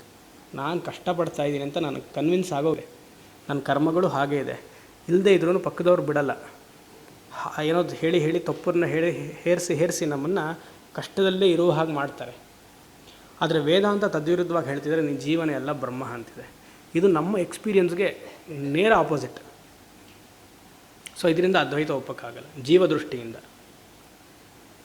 Ishwara ದೃಷ್ಟಿಯಿಂದ ತಗೊಂಡ್ರೆ, ಈಶ್ವರ ಗುಣಾತ್ಮಕ ಅಂತ ನಮ್ಮ ಪುರಾಣ ಗ್ರಂಥಗಳಲ್ಲಿ ನಮ್ಮ ಹಿರಿಯರೆಲ್ಲ ಹೇಳ್ಕೊಟ್ಬಿಟ್ಟಿದ್ದಾರೆ. ಕೃಷ್ಣನಿಗಂದರೆ ಒಂದು ಕೈಯಲ್ಲಿ ಬೆಣ್ಣೆ ಇರಲೇಬೇಕು ಅಲ್ವಾ, ಅವನ ತಲೆ ಮೇಲೆ ನವಿಲ್ಗರಿ ಇರಲೇಬೇಕು ಅಂತ ಹೇಳ್ಕೊಟ್ಬಿಟ್ಟಿದ್ದಾರೆ. ಈಶ್ವರ ಆದರೆ ಹೀಗೆ ಭಸ್ಮಧಾರಿ ಅಂತ ಹೇಳ್ಕೊಟ್ಬಿಟ್ಟಿದ್ದಾರೆ. ಅಂದರೆ ಇನ್ನು ನಾಮರೂಪವಾಗಿ ಭಗವಂತನನ್ನು ನೋಡಬೇಕು ಅಂತ ಎಲ್ಲರ ಮನಸ್ಸಲ್ಲಿಯೂ ಇದೆ. ಆದರೆ ವೇದಾಂತ ಹೇಳ್ತಿದ್ದೇನೋ, ಭಗವಂತ ನಾಮರೂಪ ಅಲ್ಲ, ನಾಮರೂಪದ ಹಿಂದೆ ಇರುವಂತಹ ಚೈತನ್ಯ ಅಂತ ಅದು ಹೇಳ್ತಿದ್ದಾನೆ. ಸೊ ನಮ್ಮ ಅದಕ್ಕೂ ಜೀವನಿಗೂ ಎಟಕ್ತಿಲ್ಲ, ಈಶ್ವರನಿಗೂ ಎಟಕ್ತಿಲ್ಲ. ಮತ್ತು ಜಗತ್ತು ಸತ್ಯ ಅಂತ ಅಂದ್ಕೊಂಡಿದ್ದೇವೆ ನಾವೆಲ್ಲ. ವೇದಾಂತ ಹೇಳ್ತೆ ಜಗತ್ತಿಲ್ಲಪ್ಪ, ಮಿಥ್ಯೆ ಅಂತ ಹೇಳ್ತಿದೆ. 3 ಅನುಭವದಲ್ಲಿಯೂ ನಮಗೆ ಅದ್ವೈತ ಸ್ಥಿತಿ ನಿಲ್ಲಕ್ಕಾಗ್ತಿಲ್ಲ. ಅದಕ್ಕೆ ಬಹಳ ಕಷ್ಟ ಆಗಿದೆ. ಅದಕ್ಕೇನಾಗುತ್ತೆ, ನಮಗೆ ದ್ವೈತ ತುಂಬ ಹಿಡಿಸತ್ತೆ. ಭಗವಂತನ ಆರಾಧನೆ ಮಾಡೋಕ್ಕೆ ತುಂಬ ಇಷ್ಟ ಆಗುತ್ತೆ ಅಲ್ವಾ. ಆ ರೀತಿಯಾಗಿ ರಾಮ ಹೇಳ್ತಿದ್ದಾನೆ, ಅದ್ವೈತ ಕಷ್ಟ, ಆದರೆ ಬಿಡಬಾರ್ದು. ದ್ವೈತದಲ್ಲಿಯೇ ಇದ್ದು ಆದಷ್ಟು ಬೇಗ ಅದ್ವೈತಕ್ಕೆ ಬರಬೇಕು. ಅದ್ವೈತಿಗಳಿಗೆ ದ್ವೈತವೋ ವಿಶಿಷ್ಟಾದ್ವೈತವೋ ನಿಕೃಷ್ಟ ಅಲ್ಲ. ಯಾಕೆ? ನಮಗದು ಸೋಪಾನ. It is a stepping stone. ನಾವು ಅವರನ್ನು ಹೇಟ್ ಮಾಡೋದೇ ಇಲ್ಲ. ದ್ವೈತಿಗಳನ್ನಾಗಲಿ ವಿಶಿಷ್ಟಾದ್ವೈತಿಗಳನ್ನಾಗಲಿ ಆ ಸಂಪ್ರದಾಯಸ್ಥರನ್ನು ನಾವು ಅವ್ರನ್ನ ತುಚ್ಛವಾಗಿ ನೋಡೋದೇ ಇಲ್ಲ. ಆದರೆ ಅವರು ನಮ್ಮನ್ನು ಅಷ್ಟಿದ್ರೆ ಸಾಕು, ಆಯಿತು. ಯಾವತ್, ಎಲ್ಲಿಯವರೆಗೂ, ಅಖಿಲಂ ಮದಾತ್ಮಕಂ ಪಶ್ಯೇತ್, ಎಲ್ಲಿಯವರೆಗೂ ನನ್ನನ್ನು ನಿಜಸ್ವರೂಪ ಆಗಿರುವಂತಹ ರಾಮನನ ಅಖಿಲ ಅಂದರೆ ಎಲ್ಲರಲ್ಲಿಯೂ ನಾನೇ ಇದ್ದೀನಿ, ಅರೂಪವಾಗಿ ಆತ್ಮಚೈತನ್ಯವಾಗಿ ನಾನೇ ಇದ್ದೀನಿ ಅಂತ ಎಲ್ಲಿವರೆಗೂ ನಿನಗೆ ತಿಳಿಯೋಕ್ಕಾಗೋದಿಲ್ಲವೋ, ಯಾವತ್ ಅಖಿಲಂ ಮದಾತ್ಮಕಂ ಪಶ್ಯೇತ್, ಅಲ್ಲಿವರೆಗೂ ನೀನೇನು ಮಾಡಬೇಕು? ತಾವತ್ ಮತ್ ಆರಾಧನಂ ತತ್ಪರೋ ಭವೇತ್, ನನ್ನನ್ನು ಆರಾಧನೆ ಮಾಡಲೇಬೇಕು. ಅದ್ವೈತ ಜ್ಞಾನ ಬಂದ ಮೇಲೆ ನೀನು ಮಾಡೋ ಅವಶ್ಯಕತೆ ಇಲ್ಲ. ಬರೋಕ್ಕಿಂತ ಮುಂಚೆ ಪ್ರತಿನಿತ್ಯ ರಾಮನ ಫೋಟೋವೋ ವಿಗ್ರಹಕ್ಕೋ ದೀಪವನ್ನು ಹಚ್ಚಬೇಕು, ಪುಷ್ಪವನ್ನು ಹಾಕಬೇಕು, ಅಷ್ಟೋತ್ತರ ಶತನಾಮಾವಳಿಯನ್ನು ಹೇಳಬೇಕು, ವಾಲ್ಮೀಕಿ ರಾಮಾಯಣವನ್ನು ಅಧ್ಯಯನ ಮಾಡಬೇಕು, ಶ್ರೀರಾಮ ಜಯರಾಮ ಜಯ ಜಯರಾಮವನ್ನು ಉಪದೇಶ ಜಪವನ್ನು ಮಾಡಬೇಕು, ರಾಮತಾರಕ ಹೋಮವನ್ನು ಮಾಡಬೇಕು. ಅದಕ್ಕೆ ಇವತ್ತು ಬೆಳಗ್ಗೆ ಮಾಡಿಸಿದ್ದು ಈ ಶ್ಲೋಕ ಇವತ್ತು ಬರುತ್ತೆ ಅಂತ ಮುಂಚಿತವಾಗ್ಲೇ. ಮುಕ್ತಾಯ ಆದಮೇಲೆ ನಾಳೆ ಮಾಡ್ಬೋದಾಗಿತ್ತು. ಹೇಗೆ ಹೇಳೋದು? ನಾಳೆಯಲ್ಲಿ ನೀವು ಸಿಗಲ್ವಲ್ಲ, ಆಯಿತಾ? ಅದಕ್ಕೋಸ್ಕರ ನಮ್ಮ ಭಕ್ತರೇ ಹೇಳಿದ್ರು, ನಾಳೆ ಮಾಡಿಸಿ ಸ್ವಾಮಿ ಎಲ್ಲರೂ, ಮುಕ್ತಾಯ ಆದಮೇಲೆ ಮಾಡಿಸಿದ್ರೆ ಚೆನ್ನಾಗಿರುತ್ತಲ್ಲ. ನನಗೆ ದೃಷ್ಟಿ ಇದಿತ್ತು, ಮುಕ್ತಾಯ ಆದಮೇಲೆ ಮಾಡಿಸಿದ್ರೆ ಚೆನ್ನಾಗಿರುತ್ತಲ್ಲ ಅಂತ ಇದಿತ್ತು. ಅದ್ವೈತ ಜ್ಞಾನ ಇಲ್ಲಿವರೆಗೂ ಕೇಳಿದ್ವಿ. ಸ್ವಲ್ಪ ಕ್ಲಿಷ್ಟಕರ ಅಂತ ಯಾರಿಗಾರು ಅನಿಸಿದ್ರೆ ಸಗುಣ ಆರಾಧನೆಯನ್ನು ಮಾಡ್ತಾ ಬನ್ನಿ. ಸಗುಣ ಆರಾಧನೆ ಯಾತಕ್ಕೆ ಮಾಡಬೇಕು? ಆದಷ್ಟು ಬೇಗ ರಾಮ ಮದುವೆ ಮಾಡಿಸೋ ಅಂತ ಕೇಳೋದಲ್ಲ, ಅದ್ವೈತ ಜ್ಞಾನದ ಇಚ್ಛೆ ನನಗೆ ಬರವಾಗಲಿ, ಅದಕ್ಕೋಸ್ಕರ ಸಗುಣ ಆರಾಧನೆಯನ್ನು ಮಾಡ್ತಿದ್ದೀನಿ.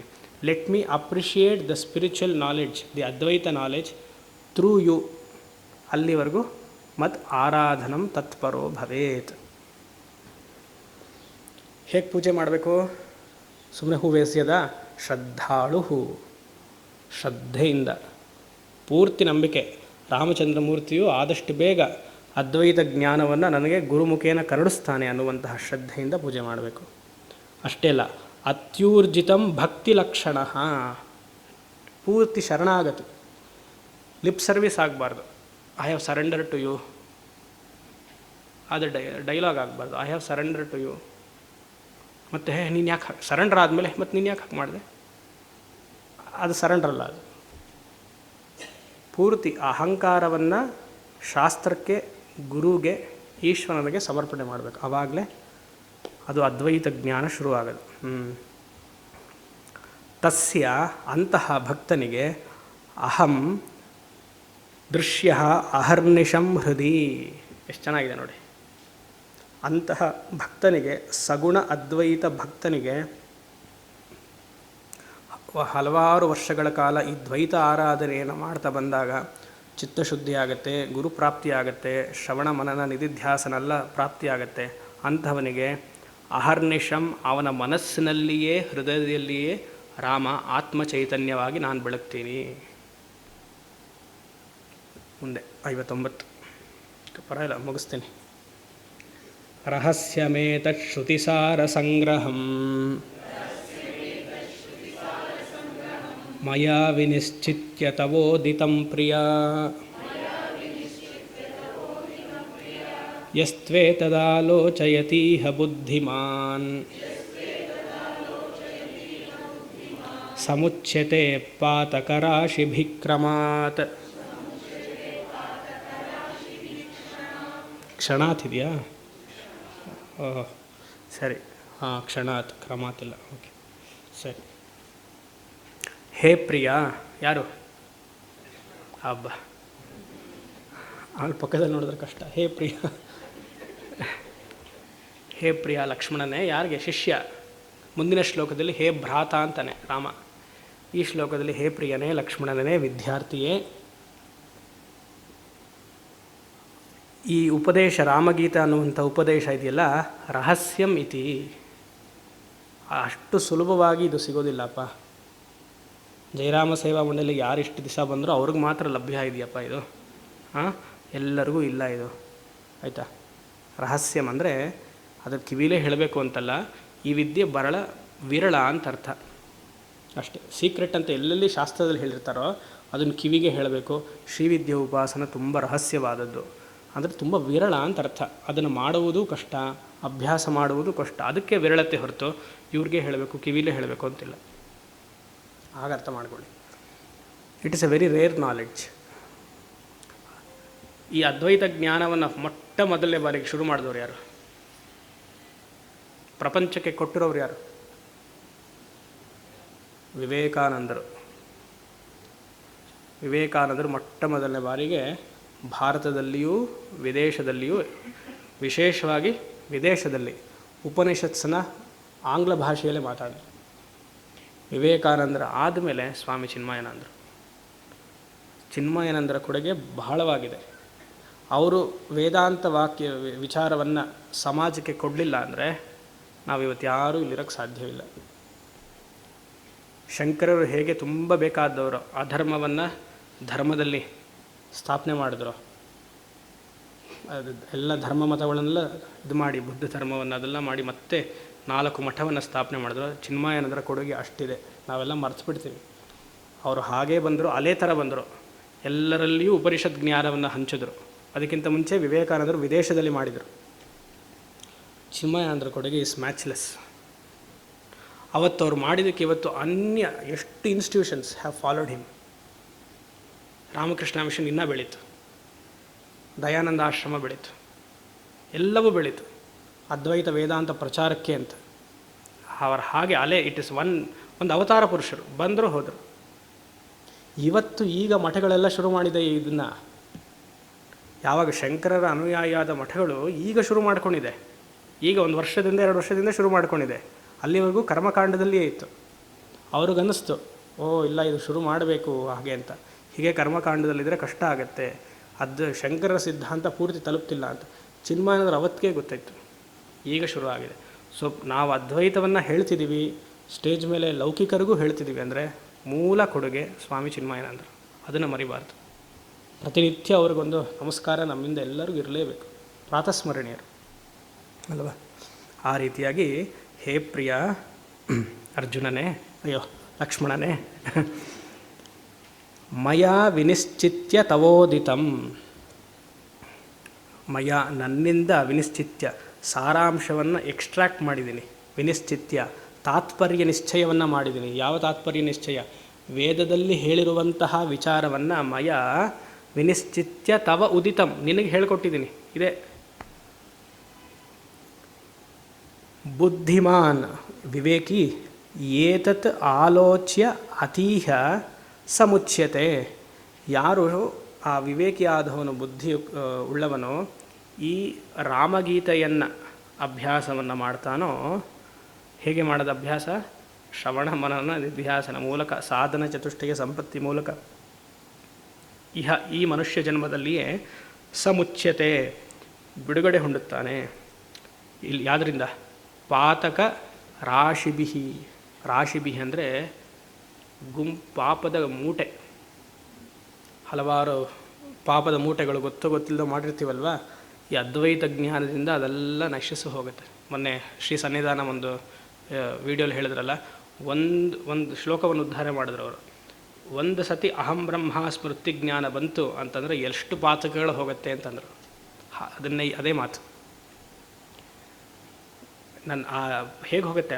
ಅಜ್ಞಾನದಿಂದ ಮಾಡಿರುವಂಥದ್ದು ತಪ್ಪು ಕಲ್ಪನೆ, ಅದೆಲ್ಲ ನಾನು ಪೂರ್ಣ ಬ್ರಹ್ಮನಾಗಿದ್ದೀನಿ ಅಂತ ಗೊತ್ತಾಗ್ಬಿಟ್ರೆ ಮಾಡಿರುವಂತಹ ಕರ್ಮವೆಲ್ಲ ಸುಟ್ಟೋಯ್ತು. ಅದಾದಮೇಲೆ ಮತ್ತೆ ತಪ್ಪು ಮಾಡಬಾರ್ದು, ಈ ಜ್ಞಾನದಲ್ಲಿರಬೇಕು. ಸಮುಚ್ಯತೆ ಪಾತಕ ರಾಶಿಬಿಹಿ ಕ್ಷಣಾತ್, ಕ್ಷಣ ಮಾತ್ರದಲ್ಲಿ ಅದೆಲ್ಲ ನಶಿಸಿ ಹೋಗುತ್ತೆ. ಜ್ಞಾನಕ್ಕೆ ಅಷ್ಟು ಮಹತ್ವ. ಅದಕ್ಕೆ ನಾಲೆಜ್ ಇಸ್ ಪವರ್ ಅನ್ನೋದು. ಅದು ಆತ್ಮಜ್ಞಾನಕ್ಕೆ ಅಷ್ಟು ಮಹತ್ವ. ಆಶ್ಚರ್ಯ ಅಂತ ಶಾಸ್ತ್ರದಲ್ಲಿ ಹೇಳಿದ್ದಾರೆ. ಅದೆಲ್ಲ ಇವಾಗ ಹೇಳಕ್ಕೆ ಹೋದರೆ ಸಮಯ ಇದೆ. ಭಗವದ್ಗೀತೆ ಹೇಳ್ಬೋದು, ಕಠೋಪನಿಷತ್ ಹೇಳ್ಬೋದು. ಯಾವ್ದು ಹೇಳ್ತೀರಾ? ಅದೊಂದಾಯಿತು. ಆಮೇಲೆ ಶ್ರವಣಾಯಾಪಿ ಬಹುಬಿರ್ಯೋನ ಲಭ್ಯ ಬಹವೋ ಎನ್ನ ವಿದ್ಯು ಆಶ್ಚರ್ಯೋ ವಕ್ತ ಕುಶಲೋಸ್ಯ ಲಬ್ಧ ಆಶ್ಚರ್ಯೋ ಜ್ಞಾತ ಕುಶಲಾನುಶಿಷ್ಟ. ಹೇಳ್ತಾ ಹೋಗ್ಬೋದು, ಸಮಯ ಇಲ್ಲ ಅಂತ ಮುಗಿಸ್ತಾ ಇದ್ದೀರಿ. 60.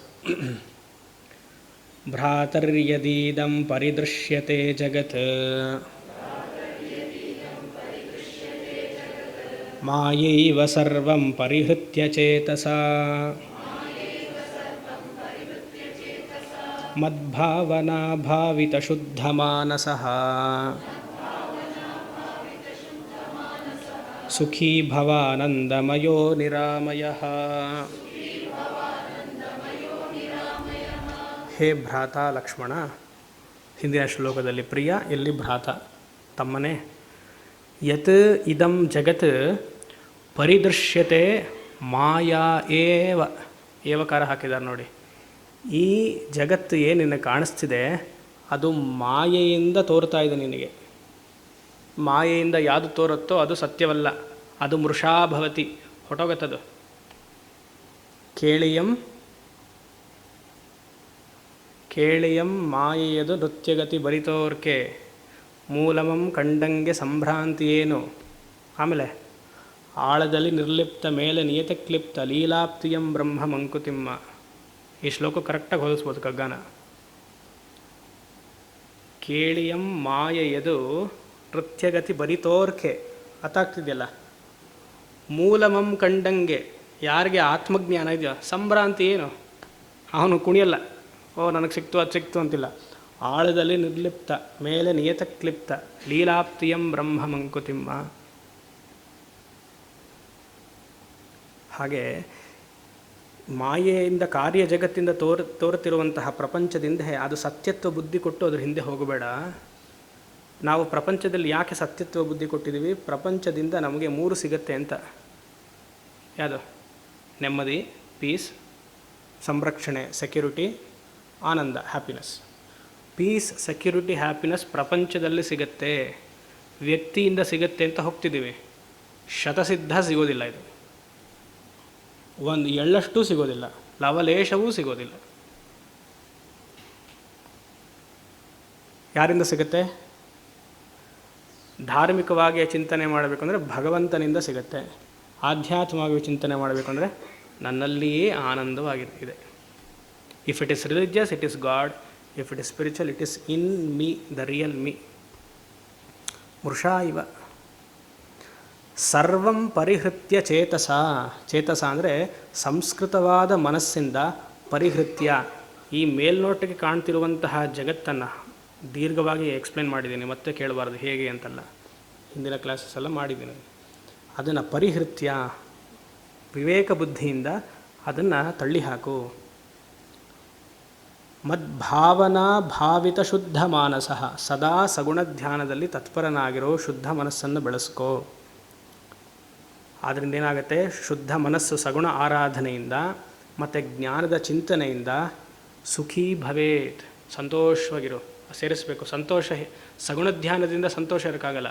ಸಗುಣ ಧ್ಯಾನದ ಜೊತೆಗೆ ಶ್ರವಣ ಮನನ ನಿಧಿಧ್ಯಾಸನ ಅನ್ನುವಂಥ ಆತ್ಮಚಿಂತನೆಯಿಂದ ಸುಖೀ ಭವೇತ್.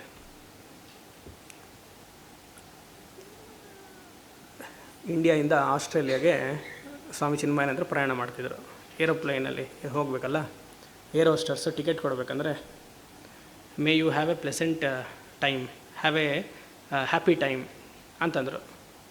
ಇವರು ಸುಮ್ಮನಿರ್ಬೇಕು ತಾನೆ, ಹೌ ಅಂದರು. ಆಕೆಗೇನು ಗೊತ್ತಿದೆ ಪಾಪ, ಕಣ್ಬಿಟ್ಟು ಹೇಗೆ ನೋಡ್ತಲ್ಲ, ಹೌ ಎಲ್ಲ ಮತ್ತೆ ಕೇಳೋದಲ್ಲ, ನೀವು ಪ್ಲೆಸೆಂಟ್ ಟೈಮ್ ಅಂತಿಲ್ಲ, ಹೇಗಿರೋದು ಸಂತೋಷವಾಗಿ, ಆಯಿತಾ. ಆವಾಗ ಅವರು 2 ಶ್ಲೋಕ ಗೀತೆ ಓದು ನೀನು ಅಂದರು. ಆ ಏರ್ ಹೋಸ್ಟರ್ಸ್ಗೆ, you please read 2 shlokas of Gita, ಸಂತೋಷವಾಗಿರ್ತೀಯ. ಆರೋಗ್ಯ ಕೆಟ್ಟಿತ್ತಲ್ವ ಪಾಪ, 1/4 ಮಾತ್ರ ಶರೀರ ವರ್ಕ್ ಆಗ್ತಿತ್ತು, ಹಾರ್ಟ್. ಯೋಚನೆ ಮಾಡಿ, ಎಷ್ಟು ಸುಮಾರು ವರ್ಷಗಳ ಕಾಲ ಕಾಲು ಭಾಗ ಮಾತ್ರ ಹಾರ್ಟ್ ವರ್ಕ್ ಆಗ್ತಿತ್ತು ಅವರಿಗೆ. ಡಾಕ್ಟ್ರಿಗೆ ಆಶ್ಚರ್ಯ. ಒಂದು ಸತಿ ಇದೇ ಥರ ಕೂತಿದ್ದಾರೆ, ಹೇಳಿದ್ದೆ ಅನ್ಸತಿ ಇಲ್ಲಿ, ಹಿಂದ್ಗಡೆ ಆಣಿ ಚುಚ್ಚಿಬಿಟ್ಟಿದೆ ಅವ್ರಿಗೆ. ಹೀಗೆ ಕೂತಿದ್ದಾರೆ, ಅಲ್ಲಾಡ್ತಿಲ್ಲ, ಪ್ರವಚನ ಕೊಡ್ತಿದ್ದಾರೆ, ಹೀಗೆ ಕೂತಿದ್ದಾರೆ, ಆಣಿ ಚುಚ್ಚಿದ್ದಾರೆ, ರಕ್ತ ಬಂದು ಸುರ್ಕೊಂಡು ಹೋಗ್ತಾ ಇದೆ ಅಲ್ಲಿ. ಪ್ರಸಾದ ತಗೊಳ್ಬೇಕು ಅಂತ ಒಬ್ಬ ಹಾಗೆ ಹತ್ತಿದ್ದಾನೆ. ಈಗ ನೋಡ್ತಾನೆ, ಏನು ಕಾಲುಗೆಲ್ಲ ರಕ್ತ ಇದೆಯಲ್ಲ ಹಾಗೆ ಅಂತ. ಪಾಠ ಮಾಡ್ತಿದ್ದಾರೆ, ಹೇಳ್ತಿದ್ದಾರೆ, 8 ಗಂಟೆವರೆಗೂ ಚುಪ್ ಚಾಪ್. ಪಾಪ ಹೇಳ್ತಾರೆ, ಪೂರ್ತಿ ರಕ್ತ ಹಿಂದೆ ಹಾಗೆ ಕೂತಿದ್ದಾರೆ. ನಾನು ಎದ್ದರೆ ಕ್ಲಾಸ್ ಇದಾಗೋಗುತ್ತೆ, ಮತ್ತು ಇಷ್ಟು ಜೊತೆ ಹೇಳ್ತಾ ಇದ್ದೇನೆ, I am not the body, I am not the body ಅಂತ. ಮತ್ತು ಇವಾಗ ಹೋದಾಗ ಆಗುತ್ತೆ. ಹಾಗಿದ್ದರು ಅವರು ಮಹಾತ್ಮರೆಲ್ಲ ಹಾಗೆ. ಯೋಚನೆ ಮಾಡಿ, ಸ್ವಲ್ಪ ನಮಗೇನಾದ್ರು ಉಗು ಸುತ್ತು ಬಂತು, ಅದಕ್ಕೆ ಟೆಟ್ವ್ಯಾಕ್ ಇಂಜೆಕ್ಷನ್ ಹಾಕ್ಸೋ, ಅದು ಮಾಡಿಸ್ಕೋ, ಇದು ಮಾಡಿಸ್ಕೋ, ಇದು ಸ್ಪ್ರೆಡ್ ಆಗಿಬಿಡುತ್ತೆ, ಅದು ಪೂರ್ತಿ ಎಲ್ಲ ಸ್ಪ್ರೆಡ್ ಆಗಿಬಿಡುತ್ತೆ. ಹೌದು, ಸ್ಪ್ರೆಡ್ಡಾಗಿ ಏನಾಗತ್ತಪ್ಪ, ಏನಾಗಲ್ಲ. ಯೋಚನೆ ಮಾಡಿ. ಹಾಗಂತ ದೇಹವನ್ನು ನಿರ್ಲಕ್ಷ್ಯ ಮಾಡಿ ಅಂತ ಹೇಳ್ತಿಲ್ಲ, ಸ್ವಲ್ಪ ತಿತೀಕ್ಷೆ ಇರಬೇಕು. ಇಲ್ಲ ಅಂದರೆ ದೇಹ ಕಂಡುಕೊಂಡಿರ್ತೀವಿ. ಸುಖೀ ಭವೇತ. How to be happy? Read Prasthanatraya. ಭವಾನ್ ಆನಂದಮಯ ನಿರಾಮಯ. ನಿರಾಮಯ ಅಂದರೆ ಹಲವಾರು ಶ್ಲೋಕಗಳು ನೋಡಿದ್ವಿ. ಸಂಸಾರ ದುಃಖದಿಂದ ಆನಂದಮಯ, ಎಂಬಾಡಿಮೆಂಟ್ ಆಫ್ ಸ್ವರೂಪ, ಇದೆಲ್ಲ ನೋಡಿದ್ದೀವಿ. ಸಂತೋಷವಾಗಿರು ಹೇಳಬೇಕು ನಾವು. I am happy because of ಅಂತೀವಿ ನಾವು. ನಾನು ಹೇಗಿದ್ದೀರಾ ಅಂತ ಕೇಳಿದರೆ, ಸ್ವಾಮಿ ನಾನು ಸಂತೋಷವಾಗಿದ್ದೀನಿ ಇವರಿಂದ, ಈ ಸನ್ನಿವೇಶದಿಂದ ಸಂತೋಷವಾಗಿದ್ದೀವಿ ಅಂತ ಹೇಳ್ತೀವಿ. ಮಗ ತುಂಬ ಚೆನ್ನಾಗಿ ಓದ್ತಿದ್ದಾನೆ, ಸಂತೋಷವಾಗಿದ್ದೀನಿ, ಆಫೀಸಲ್ಲಿ ಏನೂ ತೊಂದರೆ ಇಲ್ಲ. I am happy because of ಅಂತ ಹೇಳಬಾರ್ದು. I am happy in spite of turbulences, whether it is in Singapore or Air India, in spite of any turbulences I am happy in my life. ಯಾಕಂದರೆ ಈ ಮಾಯ ಕಾರ್ಯಪ್ರಪಂಚ ಸುಖ ಕೊಡುತ್ತೆ, ದುಃಖ ಕೊಡುತ್ತೆ. ಅವರು ನನಗೆ ಹ್ಯಾಪಿನೆಸ್ಸನ್ನು ಡಿಫೈನ್ ಮಾಡೋ ಅವಶ್ಯಕತೆ ಇಲ್ಲ ಯಾರೂ, ಅಲ್ವಾ? ಆ ರೀತಿಯಾಗಿ ಆನಂದವಾಗಿರಬೇಕು. I am happy in spite of. ಅದೇ ಜ್ಞಾನ ಬಲ, ಅದೇ ಜ್ಞಾನ ನಿಷ್ಠೆ. ತ್ರಿಕಾಲದಲ್ಲಿಯೂ ಸದಾ ಆನಂದವಾಗಿರೋದೇ ಜ್ಞಾನ ನಿಷ್ಠೆ.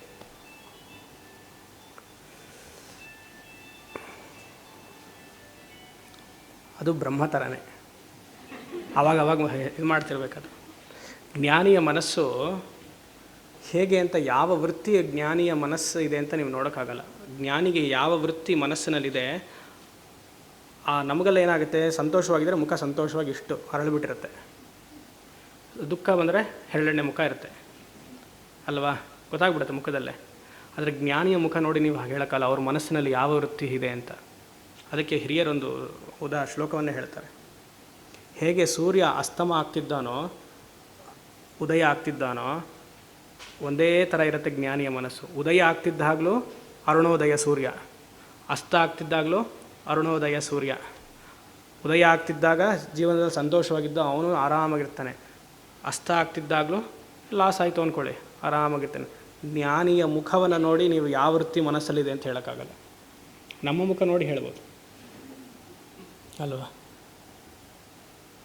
ಯಾಕಂದರೆ ಈಗಲೇ ಲೇಟ್ ಆಯಿತು ಅಂತ ಎಲ್ಲರೂ ಅಲ್ಲಿ ನೋಡ್ತಿದ್ದೀರಾ. ಹಾಂ, ನಾನು ಅದಕ್ಕೆ ಇಲ್ಲಿ ಇಟ್ಕೊಂಡಿದ್ದೀನಿ, ನೋಡ್ತಾ ಇದ್ದೀನಿ.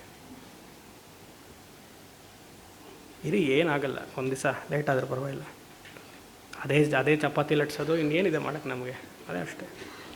ಹಾಂ, ಮುಂದಿನ ಶ್ಲೋಕ 61.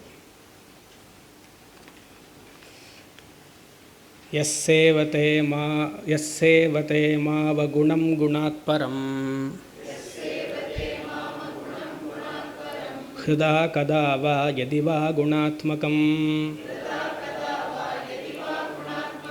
ಸೋಹಂ ಸ್ವಪಾದಾಂಜಿತರೇಣುಭಿಸ್ಪೃಶನ್ ಪುನಾತಿ ಲೋಕತ್ರಿತಯಂ ಯಥಾ ರವಿಃ.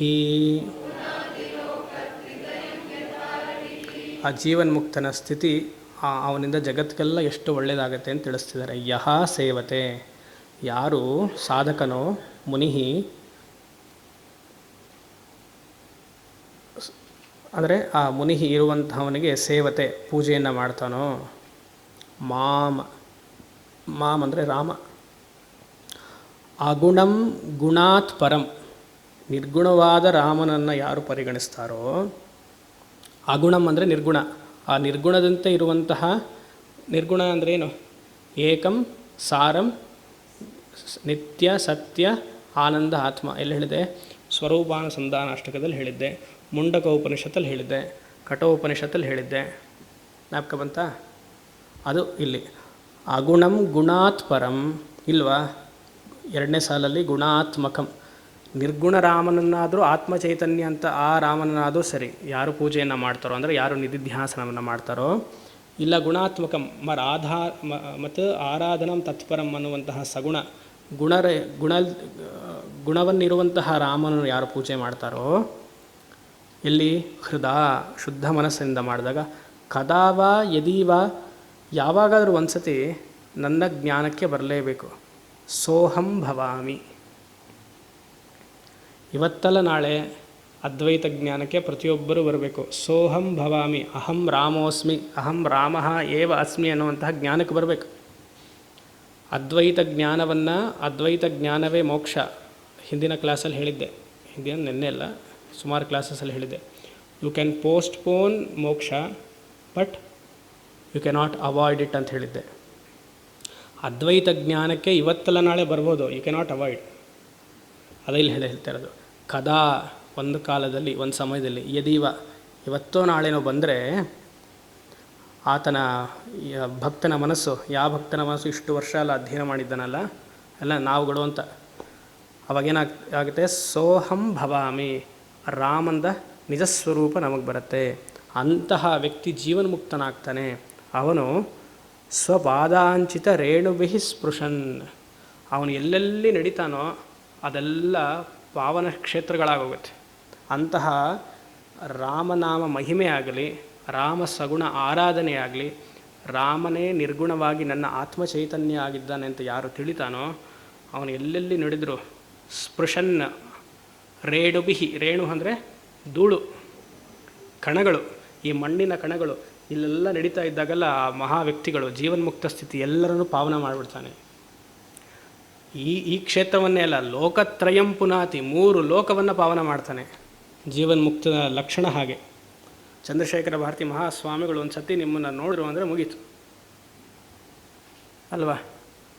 ಸುಮಾರು ವರ್ಷಗಳ ಕಾಲ ಸಮಾಧಿಯಲ್ಲಿ ದಾಚೆ ಬಂದ ಕಾಯ್ತಿದ್ರಲ್ಲ ಜನ, ಅವ್ರ ಹತ್ರ ಅಲ್ಲಿ ಹೋಗಿ ಹೇಳ್ಕೊಳ್ಬೇಕು ಅಂತಿಲ್ಲ, ದೂರದಲ್ಲೇ ಇದ್ದು ನೋಡಿದ್ರೆ ಅವ್ರ ಸಂಶಯಗಳೆಲ್ಲ ಪರಿಹಾರ ಆಗೋದು, ಎಲ್ಲವೂ ಆಗೋಗೋದು. ಯಾರ್ಯಾರಿಗೆ ಏನೇನು ಬೇಕೋ ಎಲ್ಲ ಸಿಗ್ತಿತ್ತಂತೆ. ಅವ್ರಿಗೆ ಪಾಪ ಕೈ ಎತ್ತಕ್ಕೂ ಆಗ್ತಿರ್ಲಿಲ್ಲ, ಯಾಕಂದರೆ ಸಮಾಧಿಯಲ್ಲಿದ್ದಾಗ ಆಹಾರ ಇಲ್ಲ, ಏನೂ ಇಲ್ಲ. ಅವ್ರು ಸುಮ್ಮನೆ ಹೀಗೆ ಕೈ ಎತ್ತಿ ಹೀಗೆ ಅನ್ನೋದಷ್ಟೇ, ಎಲ್ರಿಗೂ ಅವ್ರು ಅಂದ್ಕೊಂಡಿದ್ದೆಲ್ಲ ಸಿಗ್ತಾಯಿತ್ತು ಅಲ್ವಾ? ಶ್ರೀಧರ ಸ್ವಾಮಿಗಳು ತಪಸ್ಸನ್ನು, ಚಾತುರ್ಮಾಸ್ಯ ತಪಸ್ಸನ್ನು ಮುಗಿಸ್ಕೊಂಡು ಆಚೆ ಬಂದ ತಕ್ಷಣ ನಮಸ್ಕಾರ ಮಾಡಿದವ್ರಿಗೆಲ್ಲ ಲಭ್ಯವಾಗೋದು. ಕನ್ನನ್ಗಾಡಲ್ಲಿ ಭಗವಾನ್ ನಿತ್ಯಾನಂದರು ಒಂದು ಆಶ್ರಮವನ್ನು ಮಾಡಿದ್ದಾರೆ. ಗೌರ್ಮೆಂಟ್ ಬಿಡಲಿಲ್ಲ, ಬ್ರಿಟಿಷ್ ಗೌರ್ಮೆಂಟ್ ಅವಾಗ ಅವ್ರಿಗೆ. ಆವಾಗ 18-19 ವಯಸ್ಸು, ಕೌಪೀನವನ್ನು ಮಾತ್ರ ಹಾಕಿದರು. ಮಹಾವ್ಯಕ್ತಿ ಕಟ್ಸಿದ್ರು. ಆ ಲ್ಯಾಂಡ್ ರಿಜಿಸ್ಟರ್ ಆಗಿಲ್ಲ. ಇಲ್ಲ 43 ಗುಹೆಗಳಿದೆ. ನೀವು ಹೋಗಿದ್ದೀರೋ ಇಲ್ವೋ ಗೊತ್ತಿಲ್ಲ, ಯಾರು ಹೋಗಿದ್ದೀರೋ.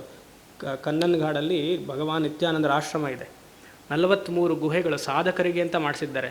43 ಗುಹೆಗಳು ಯಾಕೆ? ಪ್ರತ್ಯೇಕವಾಗಿ 43 ಶ್ರೀವಿದ್ಯಾ ಶ್ರೀಚಕ್ರದಲ್ಲಿ 43 ದಳಗಳು, ತ್ರಿಕೋಣಗಳಿದೆ. ಅದನ್ನು ಪ್ರತಿನಿಧಿಸೋಕೆ 43 ಮಾಡಿದ್ದಾರೆ ಅವರು. ಅಲ್ಲಿ ಪ್ರತಿಯೊಬ್ಬರು ಹೋಗಿ ಕೂತ್ರೆ ಆ ದೇವಿಯ ಅನುಷ್ಠಾನದಿಂದ ನಿಮಗೆ ಸಾಕ್ಷಾತ್ಕಾರ ಆಗುತ್ತೆ ಹಾಗೆ ಅಂತ. ಒಂದು ಯಾವುದೋ ಇಲ್ಲಿ ಕಟ್ಟಿಸ್ಬೇಕು ಅಂತಂದರೆ ಕಟ್ಟಿಸ್ಬಿಟ್ರು. ಆ ಬ್ರಿಟಿಷರ್ಸ್ ಬಂದರು, ಲ್ಯಾಂಡ್ ಎಲ್ಲಿದೆ, ಖಾತಾ ಎಲ್ಲಿದೆ, ನಾವು ಕೇಳ್ತೀವಲ್ಲ ಇಷ್ಟು ವರ್ಷ ತೋರಿಸಿ ಅಂತ. ದುಡ್ಡೆಲ್ಲಿಂದ ಬರ್ತಿದ್ಯಪ್ಪ ನಿನಗೆ ಅಂದರು. ನಾನು ಕೌಪೀನದಿಂದ ತೆಗಿತಾ ಇದ್ದೀನಿ ಅಂದರು. ಕೌಪೀನದಿಂದ ತೆಗೆದುಕೊಡೋರು. ಸರಿ, ಕೌಪೀನದಲ್ಲಿ ತೆಗೆದೀನಿ. ಅಲ್ಲಿ ಪಕ್ಕದಲ್ಲಿ ಒಂದು ಅವರೇ ಹೇಗೆ ಶ್ರೀಧರ ಸ್ವಾಮಿಗಳು ಕಲ್ಲಲ್ಲಿ ಅದು ಹೊಡೆದು ನೀರು ಬಂತೋ ಹಾಗೆ ಇವರು ಅದು ಹಾಟ್ ಸ್ಪ್ರಿಂಗ್ಸನ್ನು ಮಾಡಿದರು. ಅಲ್ಲೊಂದು ಇದನ್ನು ಮಾಡಿದರು, ಏನೋ ಪಾಂಡ್. ಅಲ್ಲಿಂದ ತೆಗಿತಾ ಇದ್ದೀನಿ. ತೋರಿಸು ಅಂದರು. ತೆಗೆದ್ರು. ಒಂದೇ ಒಂದು ಅಲ್ಲಿ ಮೊಸಳೆ ಇದೆ, ಮೊಸಳೆ ಬಾಯಿನ ನಾನು ತೆಗಿತಾ ಇದ್ದೀನಿ. ಏನು ಕೇಳ್ತಾರೆ? ಖಾತಾ ಬೇಕು ನನಗೆ, ರಿಜಿಸ್ಟರ್. ಎಲ್ಲ ಅಲ್ಲಿಂದ ತೆಗಿತಾ ಇದ್ದಾರೆ, ಎಲ್ಲಿ ನೀರಿಂದ ತೆಗಿತಿದ್ದಾರೆ. ಆಯಿತಾ? ಅಂದರೆ ಆ ನಿಧಿಧ್ಯಾಸನವನ್ನು ಮಾಡಿ ಅವ್ರ ಉದಾಹರಣೆ ಎಲ್ಲ, ಈ ಮಹಾತ್ಮರ ಉದಾಹರಣೆಯಲ್ಲಿ ಯಾಕೆ ಕೊಡ್ತಾ ಇದ್ದೀನಿ? ಆತ್ಮಸ್ವರೂಪದಲ್ಲೇ ಇದ್ದಾಗ ಎಲ್ಲ ಈಶ್ವರ ಪ್ರಾಪ್ತಿ, ಅದು ಎಲ್ಲ ಬಂದ್ಬಿಡತ್ತೆ, ವಿಭೂತಿ ಎಲ್ಲ ಬಂದ್ಬಿಡತ್ತೆ. ಅದಕ್ಕೆ ಇಲ್ಲಿ ಹಾಕಿದೆ, ಸ್ವಪಾದಾಂಚಿತ ರೇಣುಭಿ ಸ್ಪೃಶನ್. ಆತ್ಮಜ್ಞಾನಿಯ ನಡವಳಿಕೆ, ಅದನ್ನು ನಡ್ಕೊಂಡು ಹೋಗ್ತಿದ್ದಾಗ ಕೇಳಿದಲ್ಲ ಇಷ್ಟಾರ್ಥ, ಪರಮ ಪುರುಷಾರ್ಥ ಪ್ರಾಪ್ತಿ, ಲೋಕತ್ರಯಂ ಪುನಾಥಿ. ಹೇಗೆ ಉದಾಹರಣೆಯನ್ನು ಕೊಡ್ತಿದ್ದಾರೆ? ಯಥಾ ರವಿಹಿ, ಹೇಗೆ ಸೂರ್ಯೋದಯ ಆದ ತಕ್ಷಣ ಎಲ್ಲ ಕಡೆ ಅವನ ಸೂರ್ಯನ ಕಿರಣ ಎಲ್ಲ ಕಡೆ ಹರಡತ್ತೋ, ಏನೇ ಕತ್ಲು ಬರೋದಿಲ್ಲ ಅಲ್ವಾ? ನಾವು ಹೇಳ್ತೀವಿ ತುಂಬ ಗಾಢವಾಗಿದೆ, ಅದು ಅಂಡರ್ಗ್ರೌಂಡ್. ಅಲ್ಲಿ ಕತ್ಲಿದೆ ಅನ್ನೋದಕ್ಕೂ ಸೂರ್ಯನ ಕಿರಣ ಇದ್ರೇ ಗೊತ್ತಾಗೋದು ಕತ್ಲಿದೆ ಅಂತ ಅಲ್ವಾ? ಪ್ರತಿಯೊಂದು ಕಣದಲ್ಲಿಯೂ ಸೂರ್ಯನ ಕಿರಣ ಹೇಗೆ ಸ್ಪ್ರೆಡ್ ಆಗಿದೆಯೋ ಹಾಗೆ ಜ್ಞಾನಿಯ ಇದು ಮೂಮೆಂಟ್ಸ್ ಎಲ್ಲದರಲ್ಲಿಯೂ ಎಲ್ಲರನ್ನೂ ಒಂದು ಉತ್ಕೃಷ್ಟ ಸ್ಥಿತಿಗೆ ಕರ್ಕೊಂಡು ಬರುತ್ತೆ ಹಾಗೆ ಅಂತ. ಕೊನೆಯ ಶ್ಲೋಕ. ವಿಜ್ಞಾನಮೇತದ್ ಅಖಿಲಂ ಶ್ರುತಿಸಾರಮೇಕಂ ವೇದಾಂತ ವೇದ ಚರಣೇ ನಮಯೇವ ಗೀತಂ ಯಶ್ರದ್ಧಯಾ ಪರಿಪಠೇದ್ ಗುರುಭಕ್ತಿಯುಕ್ತಃ ಮದ್ರೂಪಮೇತಿ ಯದಿ ಮದ್ವಚನೇಷು ಭಕ್ತಿಃ.